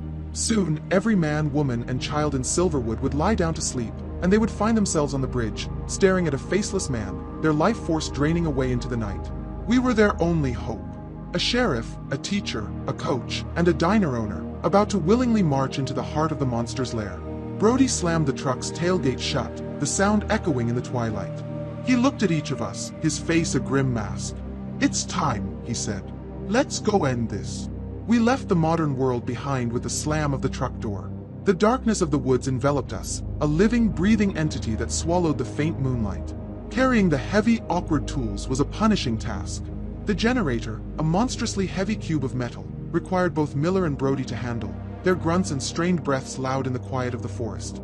Sarah and I carried the rest, the saw, the sledgehammers, the coiled extension cords, our muscles already burning with the effort. Every snapping twig underfoot, every hoot of a distant owl, sent a jolt of adrenaline through me. We were not hikers anymore. We were infiltrators, moving deep into enemy territory. After a grueling 30-minute trek, we heard it, the roar of fast-moving water. We had reached the gorge. It was a narrow, chaotic chasm of churning white water and slick, black rock. A natural, impassable barrier for most, but for us, it was the only way in. "This is it," Brody said, his voice low. "One at a time. Pass the gear first. Don't take any chances." What followed was a masterclass in controlled desperation. We formed a human chain across the widest, most stable rocks. The generator was a nightmare, threatening to pull us all into the torrent with every shift of its weight. Miller, with his brute strength, anchored one end, while Brody, with his steady nerve, guided it across. At one point, Sarah's foot slipped on a patch of wet moss, and for a heart-stopping second, she and the demolition saw teetered on the brink before I grabbed her arm, pulling her back to safety. It took us the better part of an hour, but we made it. All of us, and all of our precious, heavy weapons, were on the north bank. The moment my feet were on solid ground on the other side, the world changed. The air grew still and frigid. The familiar, living sounds of the night forest, the crickets, the rustle of small animals, were gone. We were in a place of profound and unnatural silence. We were in its world now, and it knew we were here. Brody took the lead, his movements now low and cautious, communicating with hand signals. We followed the tree line, a slow, silent procession of shadows moving through the darkness. The oppressive presence of the bridge grew stronger with every step, a feeling of dread that settled in my stomach like a cold stone. And then, faintly at first, we began to hear it again. The low, humming chant, seeping through the trees, a clear, audible signal that we were closing in on the source. We found our staging area in a small, dense copse of firs about 50 yards from the bridge. Through the screen of branches, we could see it. The bridge was a hulking, skeletal behemoth in the moonlight, a monument to a century of fear. The air around its northern foundation, just as Brody had described, shimmered with a faint, sickly distortion. We set up our equipment with painstaking care, trying to muffle every metallic clink and scrape. Brody and Miller uncoiled the heavy-duty extension cord, connecting it to a powerful worklight they'd brought, which they aimed at the base of the stone foundation. This was our beachhead, our small circle of light and steel in a vast ocean of supernatural darkness. The moment of truth had arrived. Miller and Brody crept out of the trees, moving into position at the foot of the foundation, the sledgehammer and wrecking bar looking like pathetic toys against the massive stones. Sarah and I took our position between them and the deeper woods, our backs to our friends, facing the darkness from which we knew the enemy would come. My hand was slick with sweat as I clutched the journal and the paper with the symbol. Sarah stood beside me, a heavy maglite flashlight held in a white-knuckled grip. Brody looked back at us, his face a pale oval in the gloom. "Ready," he mouthed. I took a deep, shaky breath and gave a single, sharp nod. He turned back to Miller. "Now." Miller braced himself, grabbed the starter cord of the generator, and pulled. The engine sputtered once, twice, then roared to life with a deafening mechanical snarl that ripped the sacred silence of the woods to shreds. The work light flickered and then blazed on, flooding the bridge's foundation with a harsh, brilliant, artificial glare. It was like kicking the hornet's nest. The reaction was instantaneous. The temperature plummeted, and a wave of pure, concentrated psychic dread washed over us, so powerful it almost buckled my knees.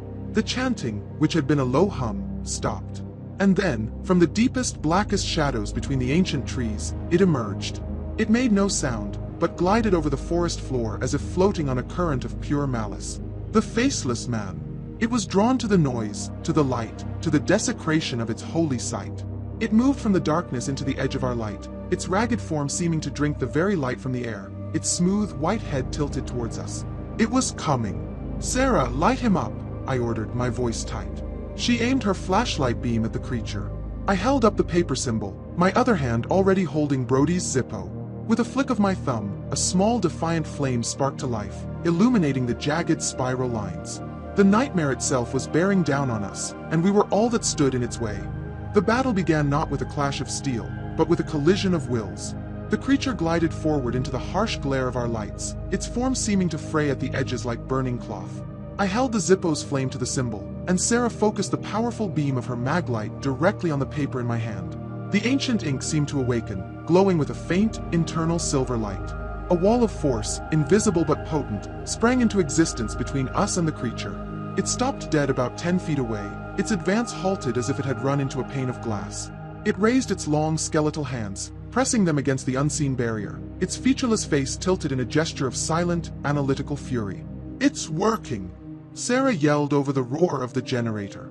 "Just hold the light steady," I shouted back, my own arm already beginning to ache from the strain of holding the small flame perfectly still.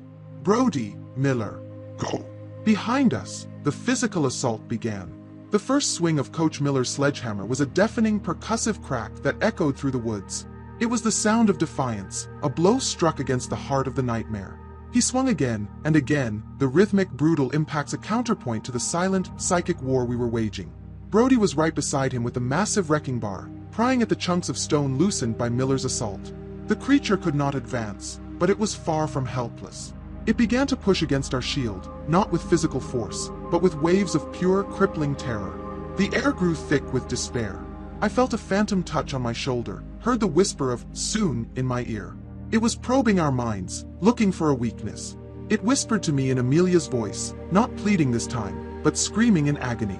I gritted my teeth, focusing on the glowing symbol, on the solid presence of Sarah beside me. It wasn't real. Then, the creature found the weak point it was looking for. It focused its entire, malevolent attention on Sarah. She gasped, her whole body going rigid. "No," she whimpered, her face paling. "I can feel it again. The pulling."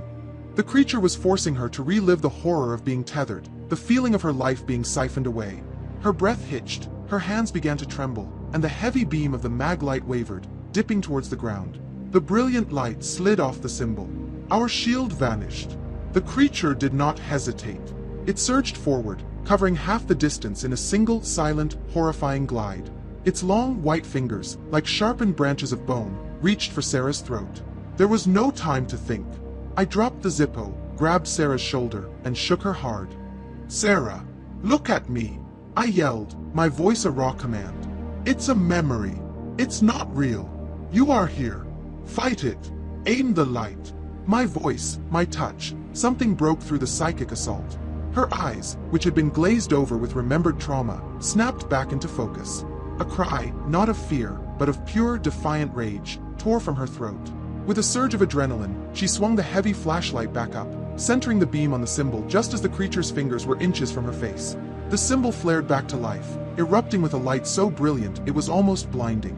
The creature was blasted backwards as if struck by a physical blow, hitting the invisible barrier with enough force to make its form shimmer and dissolve at the edges. It recoiled, its silent fury now absolute. We had held the line. And at that exact moment, a triumphant roar came from behind us. "We're through." We risked a glance over our shoulders. A huge section of the stone foundation had fallen away, leaving a gaping, black hole. Brody and Miller, covered in dust and sweat, were staring into the cavity. The beam of their work light was focused on what lay within. It was wood, but it was like no wood I had ever seen. It was a massive, perfectly square beam, the heartwood from the blueprint, and its color was a deep, unnatural black, as if it had been carved from solid night. It didn't reflect the light. It seemed to drink it, the surface swirling with a faint, oily iridescence. It looked less like something that had grown from the earth, and more like a piece of a dead star. We had exposed the heart of the nightmare. From the woods, the psychic pressure intensified 100-fold. It was no longer a simple wave of fear but a palpable, crushing force, a promise of annihilation. We had laid our hands on its sacred center, and its full, unrestrained wrath was about to be unleashed. The moment the heartwood was exposed, the nature of the battle changed. The psychic pressure from the creature in the woods intensified from a wave of terror into a physical, crushing weight. The air grew thick and heavy, making each breath a conscious effort. The steady roar of the generator faltered, the engine sputtering as if being choked by the malevolent energy. "Miller now! Don't give it time to rally!" Brody yelled, his voice strained. Coach Miller, his face a mask of grim determination, hefted the heavy demolition saw. As he took a step towards the gaping hole in the foundation, the heartwood responded.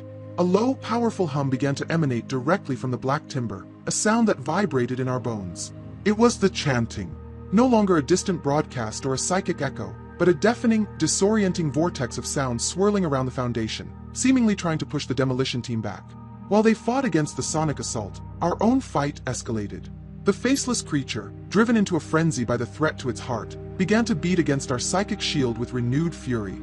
The shadows under the trees behind it seemed to deepen, to writhe and coalesce, forming the vague, shifting shapes of other tall, gaunt figures, lesser echoes of the creature, summoned to add their weight against our defense. They're multiplying. Sarah cried out, her flashlight beam dancing between the central creature and the shadow things pressing at the edges. They're not real, I yelled, though I wasn't entirely sure. They're just projections. Hold the center.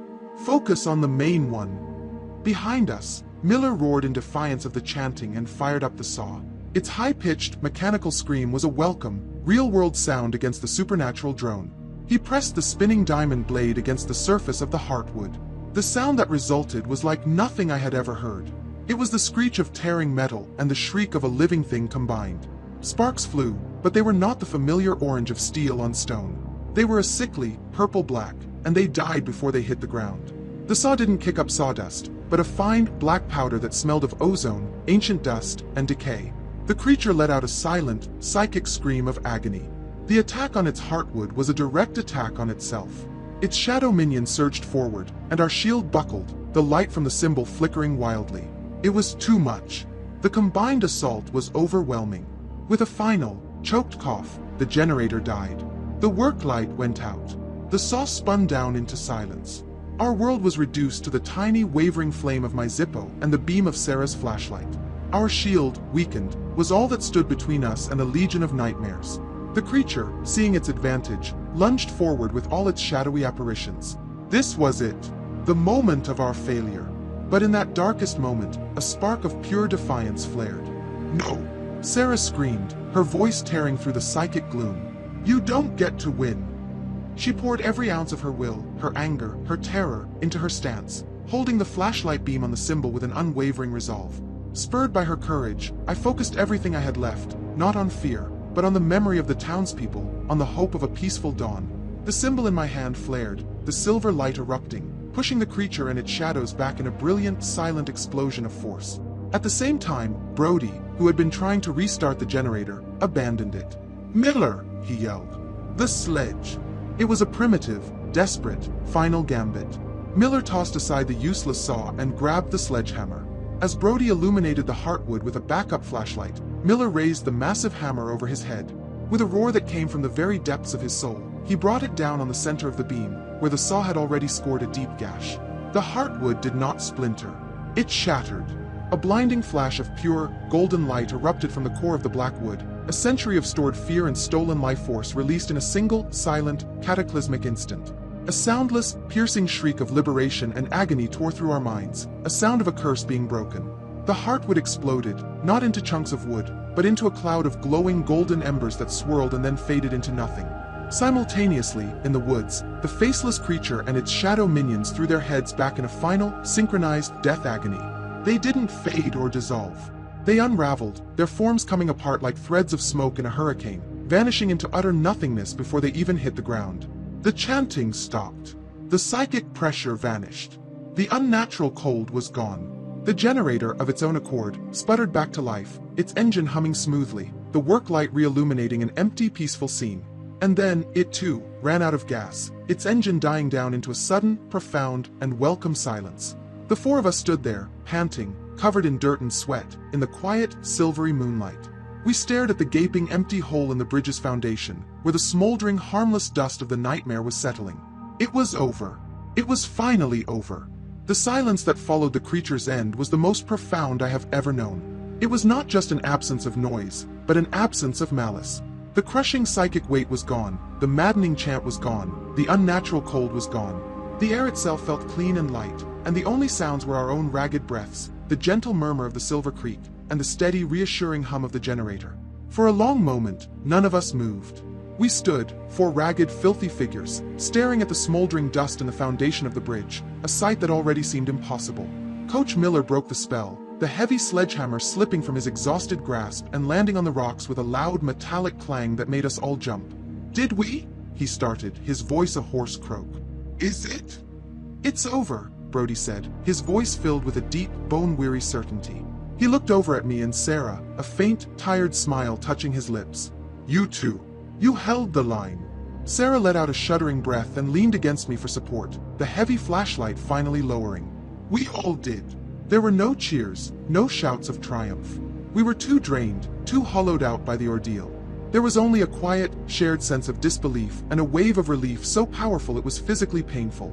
We had walked into the heart of the nightmare and we were walking out. The task of packing up our equipment was a surreal return to the mundane. The generator, the saw, the hammers, they were no longer the weapons of a holy war, just heavy, awkward tools. The journey back across the gorge and through the woods was grueling, but it was different. The woods were no longer a menacing, watchful entity. The silence was peaceful. We could hear the chirping of crickets, the rustle of a small animal in the undergrowth, the normal, living sounds of the forest returning. It was as if the land itself could breathe again. As we neared the spot where we'd left the truck, we passed a vantage point that offered a final, clear view of Old Miller's Bridge, now silhouetted against a sky that was beginning to soften with the first hints of dawn. It looked different. The oppressive, malevolent aura was gone. It no longer looked like a monster's maw or a gateway to hell. It was just a bridge. An old, historic, slightly broken bridge, sleeping peacefully in the twilight. The drive back to Silverwood was quiet, each of us lost in our own thoughts. The exhaustion was setting in, but beneath it was a thrumming, nervous energy. We had won the battle, but we didn't yet know if we had won the war. The true test wasn't what happened in the woods, but what was happening in the minds of the sleeping townspeople. As we drove down Main Street, the sky was turning a pale, pearly gray. The town was still quiet, but as the first rays of sun crested the mountains, we saw him. Old Mr. Henderson, the baker, was standing on the sidewalk outside his shop. But he wasn't shuffling or slumped with fatigue. He was standing tall, stretching his arms high above his head in a deep, luxurious, and completely satisfying yawn. The dark, bruised circles under his eyes were gone. He looked rested. A lump formed in my throat. It was the most beautiful thing I had ever seen. By unspoken agreement, our first and only stop was the Silver Spoon Diner. Sarah, running on fumes, unlocked the door and immediately set about brewing what she promised would be the best pot of coffee we'd ever had. Brody and Miller collapsed into our usual booth, their bodies slumping with the release of a tension they'd been holding for days. The bell over the diner door jingled, and in walked our first proof. It was the farmer who had given us a ride, his face bright, his step light. He beamed at Sarah. "Morning, Sarah," he boomed, his voice full of energy. "Feels like the first morning in forever." He sat down at the counter. "I tell you, I slept like a log for the first time in weeks. Deep, dreamless sleep. It's like a fever finally broke over the whole town." His words were the confirmation we had desperately, achingly, been waiting for. I looked at Brody, at Miller, at Sarah, who was leaning against the counter, a single, happy tear tracing a clean path through the grime on her cheek. It was real. We had done it.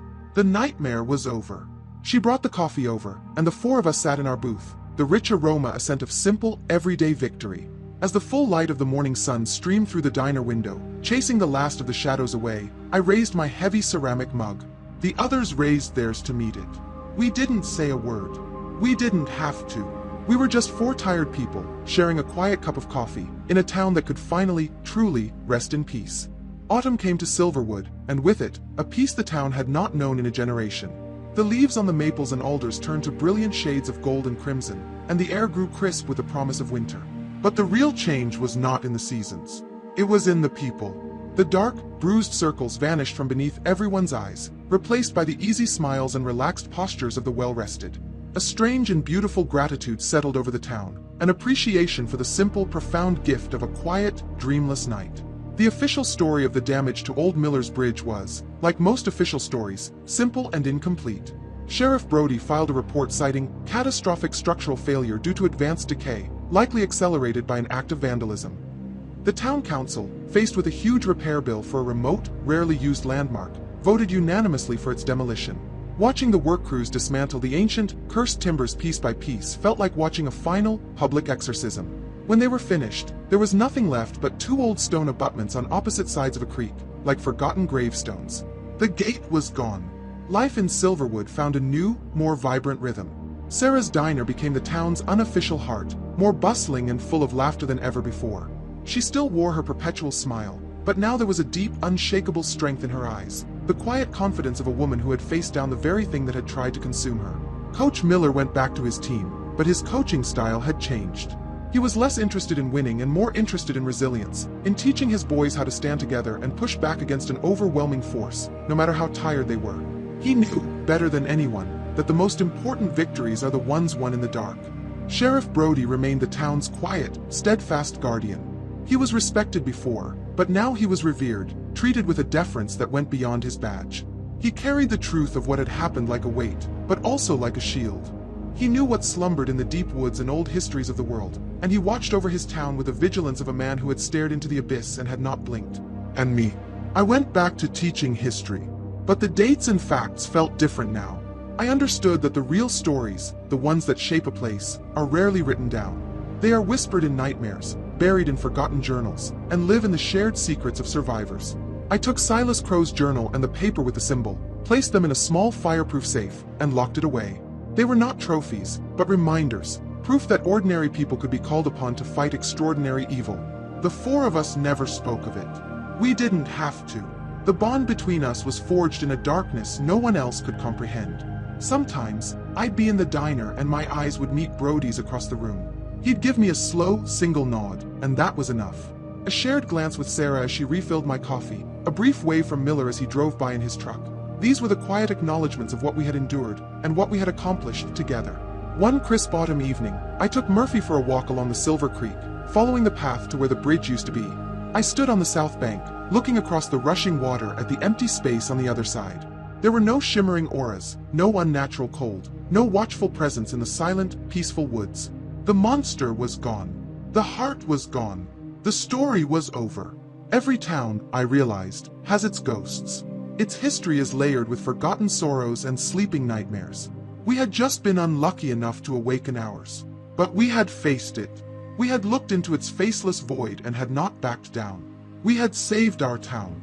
I called Murphy, and we turned for home as the last light of day faded from the sky. All across Silverwood, lights were turning on, families were sitting down to dinner, and soon, they would lie down to sleep, their minds untroubled, their slumber a true and welcome rest.